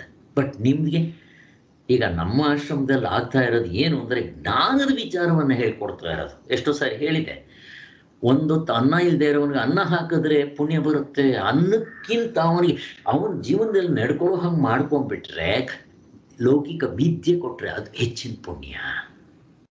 ಅದಕ್ಕಿಂತ ಹೆಚ್ಚಾಗಿ ಕೊನೆಗೆ ಅವನಿಗೆ ಮತ್ತೆ ಹುಟ್ಟೋದು ಸಾಯಿ ತಪ್ಪಿಸ್ಕೊಡಲ್ಲ, ಅವನ ದುಃಖ ಇದ್ದೇ ಇರುತ್ತೆ. ಇದನ್ನ ಬಿಡುಗಡೆ ಮಾಡೋದಕ್ಕೆ ಕೊಟ್ಟರೆ ಭವರೋಗ, ವೈದ್ಯರು ಭವರೋಗ ಅದು ಹೆಚ್ಚು ಶ್ರೇಷ್ಠ. ಅಲ್ಲಿಗೆ ನೋಡ್ರಿ, ಇದು ಯಾರು ಆಶ್ರಮದವ್ರು ಇಂಥ ಕೆಲಸ ಮಾಡ್ತಾರೋ ಅಲ್ಲಿ ನಾವು ದಾನ ಧರ್ಮಗಳು ಮಾಡಿದ್ರೆ ಪುಣ್ಯನೂ ಬರುತ್ತೆ. ಅವ್ರು ಹೆಚ್ಚು ಕಡಿಮೆ ಮಾಡಿದ್ರೆ ಪಾಪ ಎಲ್ಲರೂ ಹಂಚ್ಕೋಬೇಕಾಗುತ್ತೆ ಅನ್ನೋದಕ್ಕೋಸ್ಕರ ಅಷ್ಟೇ. ಹೀಗೆ ಯಾಕೆ ಹೇಳಿದೆ ಅಂತಂದರೆ, ಈ ಕರ್ಮ ತುಂಬ ಸೂಕ್ಷ್ಮವಾಗಿರುತ್ತೆ, ಧರ್ಮ ಕರ್ಮ ತುಂಬ ಸೂಕ್ಷ್ಮವಾಗಿರುತ್ತೆ. ಅದಕ್ಕೆ ನಮಗೆ ವೇದಾಂತದಲ್ಲಿ ಧರ್ಮ ಜಿಜ್ಞಾಸ ಅಂತ ಒಂದು ಪುಸ್ತಕ ಬರ್ತಿದ್ದಾರಲ್ವ, ಸೂತ್ರ ಭಾಷ್ಯ ಧರ್ಮ ಜಿಜ್ಞಾಸ ಅಂತ ಮೊದಲನೇ ಸೂತ್ರ, ಅಥಾಥೋ ಧರ್ಮ ಜಿಜ್ಞಾಸ ಅಂತ, ಬ್ರಹ್ಮ ಜಿಜ್ಞಾಸ ಅಂತ, ಇದನ್ನೇ ಧರ್ಮ ಜಿಜ್ಞಾಸ ಅಂತ ಬರೀತಾರೆ ಜೈಮಿನಿ ಸ್ವಾಮಿಗಳು. ಇವರು ಬಾದರಾಯಣರು, ಅವರು ಜೈಮಿನಿ ಸ್ವಾಮಿಗಳು, ಎಲ್ಲರೂ ಋಷಿಮುನಿಗಳೇ. ಅವ್ರು ಬರ್ತಿರೋದು ಅಥಾಥೋ ಧರ್ಮ, ನಮ್ಮದು ಬ್ರಹ್ಮ. ಇದು ಜ್ಞಾನಕ್ಕೆ, ಅದು ಧರ್ಮಕ್ಕೆ. ಆ ಧರ್ಮದಲ್ಲಿ ತುಂಬ ಸೂಕ್ಷ್ಮಗಳಿರುತ್ತೆ, ನಮ್ಗೆ ಅರ್ಥ ಆಗೋದಿಲ್ಲ. ಬಟ್ ನಮ್ಗೆ ಜ್ಞಾನಕ್ಕೆ ಎಷ್ಟು ಬೇಕೋ ಅಷ್ಟು ಇಟ್ಕೊಂಡು ಹೋಗೋಣ. ಸೊ ಇಷ್ಟು ನಮ್ಗೆ ಅರ್ಥ ಆಯಿತು. ಅಂದರೆ ಇಲ್ಲಿ ಕೆಲಸ ಮಾಡದೆ ಸುಮ್ಮನೆ ಇದ್ರೂ ಕೆಲಸ ಮಾಡ್ದಂಗೆ, ಮಾಡ್ತಾ ಇದ್ರೂ ಫಲ ಇರೋದಿಲ್ಲ. ಹೀಗಾಗುತ್ತೆ ಅನ್ನೋದಕ್ಕೆ 2 ಎಕ್ಸಾಂಪಲ್ ಕೊಟ್ಟರು. ಆಯಿತು. ಭಗವಂತನು ಹೇಳಿದ ಕರ್ಮ ಸನ್ಯಾಸ ಅಂದರೆ ಸುಮ್ಮನೆ ಕರ್ಮಗಳನ್ನ ಬಿಡೋದಲ್ಲ. ಅರ್ಜುನ ಏನು ಅನ್ಕೊಂಡ್ಬಿಟ್ಟ, ಕರ್ಮ ಸನ್ಯಾಸ, ಕರ್ಮ ಸನ್ಯಾಸ, ಸನ್ಯಾಸ ಅಂದರೆ ತ್ಯಾಗ, ಬಿಟ್ಬಿಡೋದು, ಕರ್ಮಗಳನ್ನ ಬಿಟ್ಬಿಡೋದು ಅಂತ. ಹಂಗಲ್ಲ. ಈಗ ಕೃಷ್ಣ ಭಗವಂತ ಕರ್ಮಗಳನ್ನ ಎಷ್ಟು ಮಾಡಿಲ್ಲ ಕೃಷ್ಣ. ಶಂಕರಾಚಾರ್ಯ ಎಷ್ಟು ಕರ್ಮವನ್ನು ಮಾಡಿಲ್ಲ, ಬಟ್ ಅವ್ರು ಮಾಡಿದ್ದಾರಾ? ಮಾಡಿಲ್ಲ. ಇದು ನಿಜವಾದ ಸನ್ಯಾಸ. ಯಾಕೆ? ಅಲ್ಲವ್ರ ಕರ್ತೃತ್ವ ಇಲ್ಲ, ಭೋಕ್ತೃತ್ವ. ಮುಕ್ತರಾದವನ ಕತೆ ಬೇರೆ. ಅವ್ರಿಗೆ ಕಿಂಚಿತ್ ನಾನು ಅನ್ನೋ ಅಹಂಕಾರ ಇರಲ್ಲ. ಅದರಿಂದ ಅವ್ರಿಗೆ ಕರ್ತೃತ್ವ ಇಲ್ಲ, ಭೋಕ್ತೃತ್ವ ಇಲ್ಲ, ಜ್ಞಾತೃತ್ವ ಎಂಥದ್ದು ಇಲ್ಲ. ಆದರೆ ಇಲ್ಲಿ ಸುಮ್ಮನೆ ಕರ್ಮಗಳನ್ನ ಬಿಡೋದು ದೊಡ್ಡದಲ್ಲ. ಅದಕ್ಕೋಸ್ಕರನೇ ನಮಗೆ ಒಂದೇ ಸಾರಿ ಕರ್ಮಗಳನ್ನ ಬಿಟ್ಟು ಸುಮ್ಮನೆ ಇರಕ್ಕೆ ಬರಲ್ಲ. ಅದಕ್ಕೋಸ್ಕರನೇ ಕರ್ಮಗಳನ್ನ ಮಾಡ್ತಾ ಇರೋ.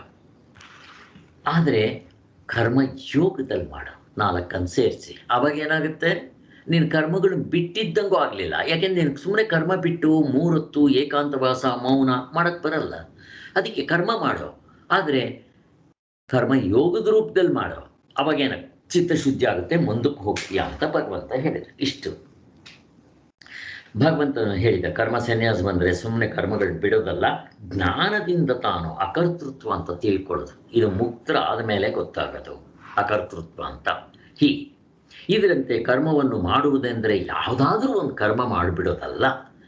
ಇಲ್ಲಿ ಕರ್ಮ ಅಂತಂದರೆ ಹಿಂದೆ ಬೇಕಾದಷ್ಟು ನೋಡಿದ್ದೀವಿ ನಾವು. ಕರ್ಮ ಅಂತಂದರೆ ಕಾಯ ವಾಚ ಮನಸ, ನೀವೇನೇ ಮಾಡಿ ಕರ್ಮ ಆಗುತ್ತದೆ. ಆ ಕರ್ಮವನ್ನು ನಾವು ಕರ್ಮಯೋಗ ರೂಪದಲ್ಲಿ ಮಾಡಿದ್ರೆ ಚಿತ್ತಶುದ್ಧಿ ಆಗುತ್ತೆ ಅಂತ. ಇಷ್ಟೇ ಬೇಕಾಗಿರೋದು. ಮತ್ತೆ ಯಾವ ಕರ್ಮಗಳನ್ನ ಹೇಳ್ತಾರೆ? ಶಾಸ್ತ್ರದ ಪ್ರಕಾರ, ಭಗವದ್ಗೀತೆ, ಉಪನಿಷತ್ತುಗಳು, ವೇದಗಳ ಪ್ರಕಾರ ಶಾಸ್ತ್ರೋಕ್ತ ಕರ್ಮಗಳನ್ನು ಕರ್ಮಯೋಗ ರೂಪದಲ್ಲಿ ಮಾಡ್ರಿ ಅಂತ ಹೇಳೋದು. ಶಾಸ್ತ್ರೋಕ್ತ ಕರ್ಮಗಳು ಅಂದ್ರೆ ಯಾವುದು? ಶ್ರುತಿ ಸ್ಮೃತಿ ಪುರಾಣಾನಾಂ. ಶ್ರುತಿನಲ್ಲಿ ಹೇಳೋದು ಯಾಗ ಯಜ್ಞ ಯಾರಪ್ಪ ಮಾಡ್ತಾರೆ? ಯಾರು ಇಲ್ಲ. ಇದನ್ನು ಚಿಂತನೆ ಆಗಿದೆ. ಇನ್ನು ಸ್ಮೃತಿ ಇದನ್ನು ಮಾಡ್ಬೋದು. ಅದಕ್ಕೆ ಭಗವದ್ಗೀತೆಯಲ್ಲಿ ಹೇಳೋದು ಯಾಗ ಯಜ್ಞ ದಾನ ತಪಸ್ಸು ಇವುಗಳನ್ನ ಮಾಡ್ಬೋದು. ಆ ಯಜ್ಞ ಅನ್ನೋದಕ್ಕೆ 4ನೇ ಅಧ್ಯಾಯದಲ್ಲಿ ಹೇಳಿದ್ರು. ಹೆಂಗೆ ಯಜ್ಞ ಅಂತಂದರೆ ಹೋಮ ಹವನ ಮಾಡೋದಲ್ಲ ಯಜ್ಞ. ನಾವು ಮಾಡೋ ಎಲ್ಲ ಕಾರ್ಯಗಳನ್ನ ಭಗವಂತನಿಗೆ ಅರ್ಪಿಸಿ ತಿನ್ನೋದು, ಊಟ ಮಾಡೋದು ಒಂದು ಯಜ್ಞ ಅಂತ. ಹಾಗೆ ಹೀಗೆ ಶಾಸ್ತ್ರೋಕ್ತ ಕರ್ಮಗಳನ್ನ ಶ್ರುತಿ ಸ್ಮೃತಿ ಇನ್ನು ಪುರಾಣಗಳಲ್ಲಿ ಹೇಳೋದು. ಈಗ ಶ್ರುತಿಲಿ ಭಗವದ್ಗೀತೆಯಲ್ಲಿ ಹೇಳಿರೋದು ಯಾರು ಮಾಡೋದಕ್ಕೆ ಕಷ್ಟ, ಪುರಾಣದಲ್ಲಿ ಹೇಳೋದು ಇನ್ನೂ ಸುಲಭವಾಗಿರೋದು. ಏನದು? ದಾನ ಧರ್ಮ ಜಪ ತಪ ವ್ರತ ನಿಯಮ ಉಪವಾಸ ಗಂಗಾ ಸ್ನಾನ ಯಾತ್ರೆ ಇಂಥವುಗಳನ್ನ ನೀನು ಕರ್ಮಯೋಗ ರೂಪದಲ್ಲಿ ಮಾಡು ಅಂತ. ಎಲ್ಲಿಗೆ ಬಂದು ನಿಂತಿದೆ ಅಂದರೆ ಇವಾಗ ಸ್ವಾಮಿ ಇವುಗಳನ್ನ ಯಾರೂ ಮಾಡೋರಿಲ್ಲ, ಉಪವಾಸ ಮಾಡಲ್ಲ, ಯಾತ್ರೆಗಿತ್ರೆ ಹೋಗಲ್ಲ, ನೀವಿನ್ನೂ ಪಿಕ್ನಿಕ್ ಹೇಳ್ರಿ ಹೋಗ್ತೀವಿ ಅಂತ. ನಮ್ಮ ಋಷಿಮುನಿಗಳು ತುಂಬ ಬುದ್ಧಿವಂತರು. ಅದಕ್ಕೆ ಎಲ್ಲೆಲ್ಲಿ ಪಿಕ್ನಿಕ್ ಹೋಗ್ತೀವೋ ಅಲ್ಲಿ ಎಲ್ಲ ದೇವಸ್ಥಾನಗಳು ಕಟ್ಬಿಟ್ಟಿದ್ದಾರೆ. ಇವಾಗ ನೀವು ನಂದಿ ಬೆಟ್ಟಕ್ಕೆ ಹೋಗ್ರಿ, ಅಲ್ಲಿ ದೇವಸ್ಥಾನ ಇರುತ್ತೆ. ನೀವು ಎಲ್ಲಿಗೆ ಬೇಕಾದರೂ ಹೋಗ್ರಿ, ಅಲ್ಲೊಂದು ಆಂಜನೇಯನ ದೇವಸ್ಥಾನ ಏನಾದರೂ ಒಂದು ಇದ್ದೇ ಇರುತ್ತೆ ಅಲ್ಲಿ.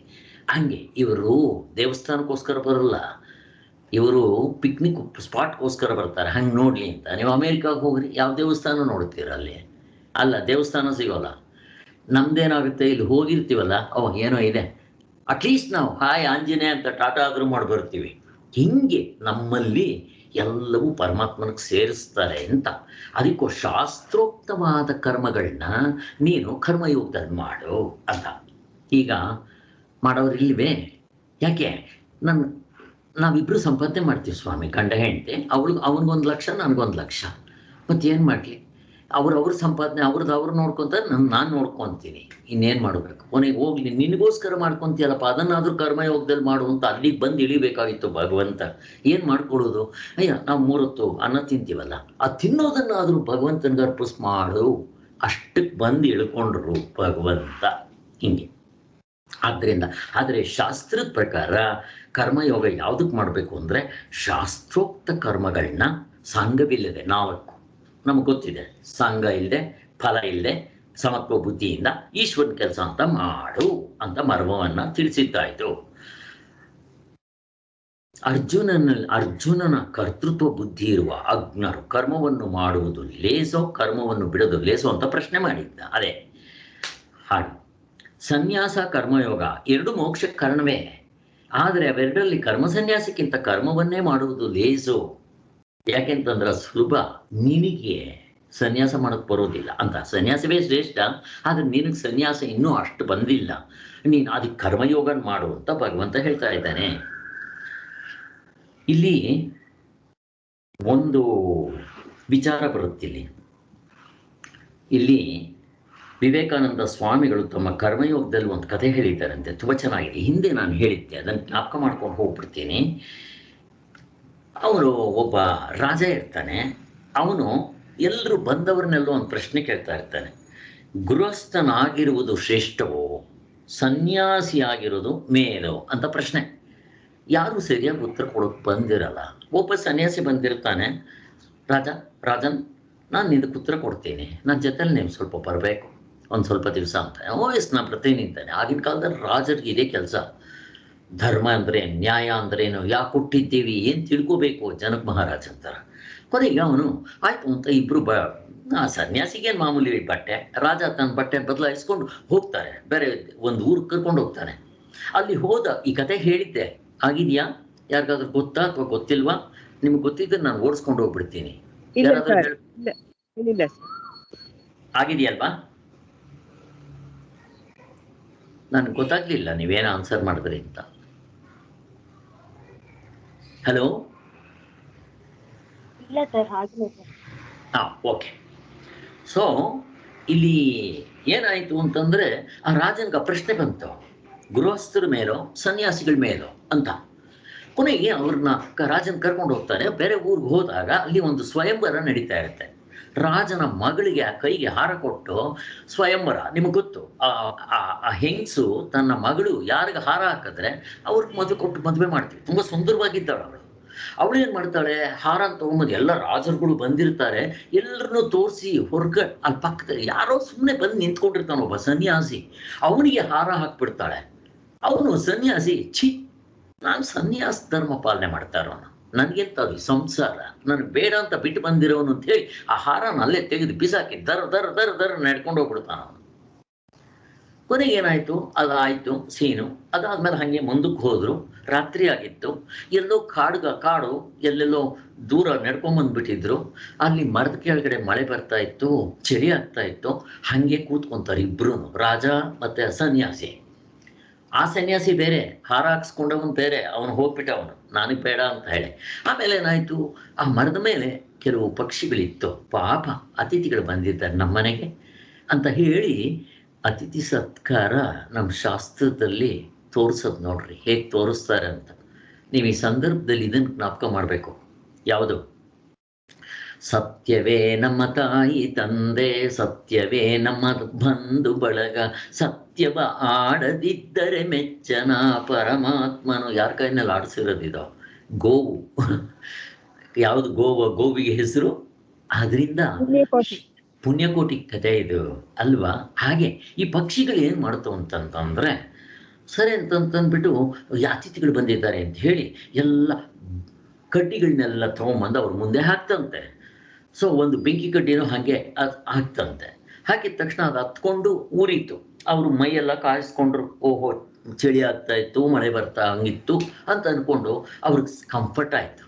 ಅದಾದಮೇಲೆ ಆ ಗಂಡು ಪಕ್ಷಿ ಯೋಚನೆ ಮಾಡ್ತಂತೆ, ನಮ್ಮ ಮನೆಗೆ ಅತಿಥಿಗಳು ಬಂದಿದ್ದಾರೆ, ಅವ್ರಿಗೆ ಆಹಾರ ಬೇಡವಾ, ಯಾವಾಗ ತಿಂದಿದ್ರೋ ಏನೋ ಅಂತ ಹೇಳಿ ಆ ಬೆಂಕಿಯಲ್ಲಿ ಬಿದ್ದು ಪ್ರಾಣ ಬಿಡುತ್ತಂತೆ. ಅವ್ರು ಇಬ್ಬರಿದ್ದಾರೆ, ಒಂದು ಯಾವ ಮೂಲೆಗೆ ಅಂತ ಹೇಳಿ ಹೆಂಡತಿನೂ ಅದರಲ್ಲಿ ಬಿದ್ದು ಪ್ರಾಣ ಬಿಡುತ್ತಂತೆ. ಕೊನೆಗೆ ಇನ್ನಿಬ್ಬರು ಮಕ್ಕಳಿದ್ರಂತೆ, ಅವ್ರಿಗೆ ಸಾಕಾಗೋದಿಲ್ಲ ಅಂತ ಹೇಳಿ ಅವರು ಅದರಲ್ಲಿ ಬಿಟ್ಟು ಪ್ರಾಣವನ್ನು ಬಿಟ್ರಂತೆ.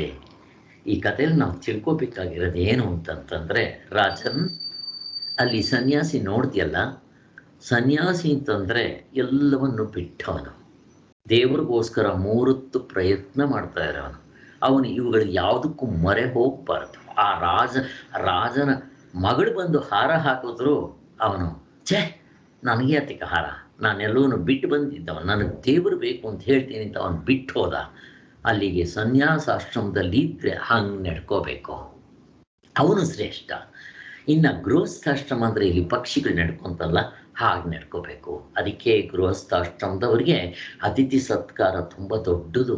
ಅತಿಥಿ ಅಂದರೆ ಸಾಕ್ಷಾತ್ ಪರಮಾತ್ಮನ ರೂಪದಲ್ಲಿ ಬಂದಿದ್ದಾನೆ ಅಂತ ಕರೆಸ್ಕೊಳ್ಳದೆ ಬಂದವನು ಅಂತ ಹೇಳೋದು.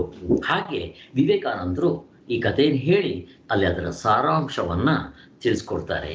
ಇಲ್ಲಿ ಏನು ಅಂತಂತಂದರೆ, ನಾವು ಎಲ್ಲಿದ್ದೆ ಅದು ದೊಡ್ಡದು, ನಾನು ಅದಕ್ಕೆ ಹೋಗ್ಬಿಡ್ಬೇಕು, ಹಾಗಲ್ಲ. ನನಗೆ ಯೋಗ್ಯತೆ ಎಷ್ಟಿದೆ, ನನಗಿನ್ನೂ ಆ ಸನ್ಯಾಸ ದೀಕ್ಷೆ, ಈ ಕೆಲಸ ಅಷ್ಟಿದೆ, ಅದು ಮಾಡೋಕ್ಕಾಗುತ್ತಾ? ಆಗಲ್ಲ. ಆಗದೆ ಇದ್ದಾಗ ಗೃಹಸ್ಥಾಶ್ರಮದಲ್ಲಿ ಇತ್ಕೊಂಡು ನೀನು ಮಾಡೋ, ನಾನು ಅದಕ್ಕೆ ಸ್ಟೆಪ್ ಬೈ ಸ್ಟೆಪ್ ಹೇಳಿದೆ. ಇಲ್ಲಿ ಹಿಂದಿನ ಕಾಲದಲ್ಲಿ ಗುರುಕುಲಕ್ಕೆ ಹೋದರೆ ಅವ್ರನ್ನ ಗುರುಗಳಾದವರು ಹತ್ತಿರದಿಂದ ಒಂದು 3 ತಿಂಗಳು 2 ತಿಂಗಳು 1 ತಿಂಗಳು ನೋಡ್ತಾ ಇದ್ರು. ಅವನು ಸತ್ವಗುಣಿನೋ ರಜಗುಣಿನೋ ತಮೋಗುಣಿನೋ ಅಂತ ಹೇಳಿ ಅದಕ್ಕೆ ತಕ್ಕಂತೆ ಕೆಲಸಗಳನ್ನ ಹೇಳ್ತಾ ಇದ್ರು. ಈಗ ಯಾವ ಆಶ್ರಮ ಇದೆ ಇವಾಗ? ಯಾವ ಆಶ್ರಮ ಇಲ್ಲ.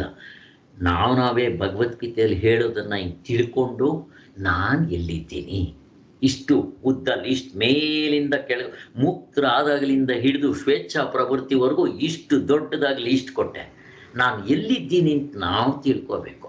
ತಿಳ್ಕೊಂಡು ಅಲ್ಲಿ ನಾನು ಏನು ಸಾಧನೆ ಮಾಡಬೇಕು ಅಂತ ಶಾಸ್ತ್ರ ಹೇಳುತ್ತೆ, ಅವನ್ನ ಮಾಡ್ಕೊಂತ ಕರ್ಮಯೋಗ ರೂಪದಲ್ಲಿ ಸ್ಟೆಪ್ ಬೈ ಸ್ಟೆಪ್ ಮೇಲಕ್ಕೆ ಬರಬೇಕು. ಇದನ್ನು ಇವಾಗ ಯಾರು ಹೇಳ್ಕೊಡೋರಿಲ್ಲ. ಯಾಕೆ? ಆಶ್ರಮದ ಪದ್ಧತಿ ಇಲ್ವೇ. ಅದಕ್ಕೋಸ್ಕರನೇ ನಮ್ಮ ಆಶ್ರಮದಲ್ಲಿ ಶಿಬಿರ ಅಂತ ಮಾಡ್ತೀವಿ. ಆ ಶಿಬಿರಗಳಿಗೆ ನೀವು ಬಂದರೆ, ಪಾರ್ಟಿಸಿಪೇಟ್ ಮಾಡಿದ್ರೆ ಯಾರ್ಯಾರು ಯಾವ್ಯಾವ ಹಂತದಲ್ಲಿದ್ದಾರೆ ಅನ್ನೋದು ಸ್ವಲ್ಪ ಅರ್ಥ ಆಗುತ್ತೆ. ಆವಾಗ ಅದ್ರ ಬಗ್ಗೆ ಡಿಸ್ಕಷನ್ಸ್ ಮಾಡಿ ನಾನೇನು ಸಾಧನೆ ಮಾಡಬೇಕು ಇವುಗಳೆಲ್ಲ ತಿಳಿಸ್ಬೋದು. ಇದು ಶಂಕರಾಚಾರ್ಯರ ದಾರಿ ಆಗಿರೋದ್ರಿಂದ ಇಷ್ಟು ಕ್ಲಿಯರ್ ಕಟ್ ಸ್ಪಷ್ಟವಾಗಿ ಗೊತ್ತಾಗ್ತಾ ಇದೆ. ನೀವು ಕೇಳಿದ್ರೆ ನಿಮಗೆ ಅರ್ಥ ಆಗ್ತಾ ಇದೆ. ಆದ್ದರಿಂದ ಇಷ್ಟು ನಾವು ಮಾಡಬೇಕಾಗಿರೋದು. ಇಲ್ಲಿ ಈ ಉತ್ತರದಲ್ಲಿ ಸನ್ಯಾಸವೆಂದರೆ ಅಕರ್ತೃ ಸನ್ಯಾಸವಲ್ಲ, ಅರ್ಜುನನು ತಿಳಿದುಕೊಂಡಿರುವ ಸನ್ಯಾಸವು ಇಲ್ಲೇ ಆಗಿರುತ್ತೆ. ಗೃಹಸ್ಥನಾಗಿ ಆಶ್ರಮದ ಕರ್ಮಗಳನ್ನು ಮಾಡುತ್ತಿರುವುದು ಮೋಕ್ಷಕ್ಕೆ ಕಾರಣವೇ, ಅಥವಾ ಕರ್ಮಗಳನ್ನೆಲ್ಲ ತ್ಯಜಿಸಿ ಸನ್ಯಾಸ ಸ್ವೀಕಾರ ಮಾಡಿಬಿಡೋದು ಒಳ್ಳೆಯದಾ ಅಂತ ಅವನ ಪ್ರಶ್ನೆ. ಈಗ ನಮಗೆ ಎಷ್ಟೋ ಉತ್ತರ ಸಿಕ್ತಂಗಾಯಿತು ಈ ಕಥೆಯಿಂದ. ಸೊ ಇದರ ಕಥೆ ಸಾರಾಂಶ ಆಯಿತು. ನಾಳೆ ಇದನ್ನು ಸ್ವಲ್ಪ ಕಂಟಿನ್ಯೂ ಮಾಡೋಣ. ಓಂ ಶಾಂತಿ ಶಾಂತಿ ಶಾಂತಿ. ಜೈ ಗುರುದೇವ್. ಯಾರಿಗಾದ್ರೂ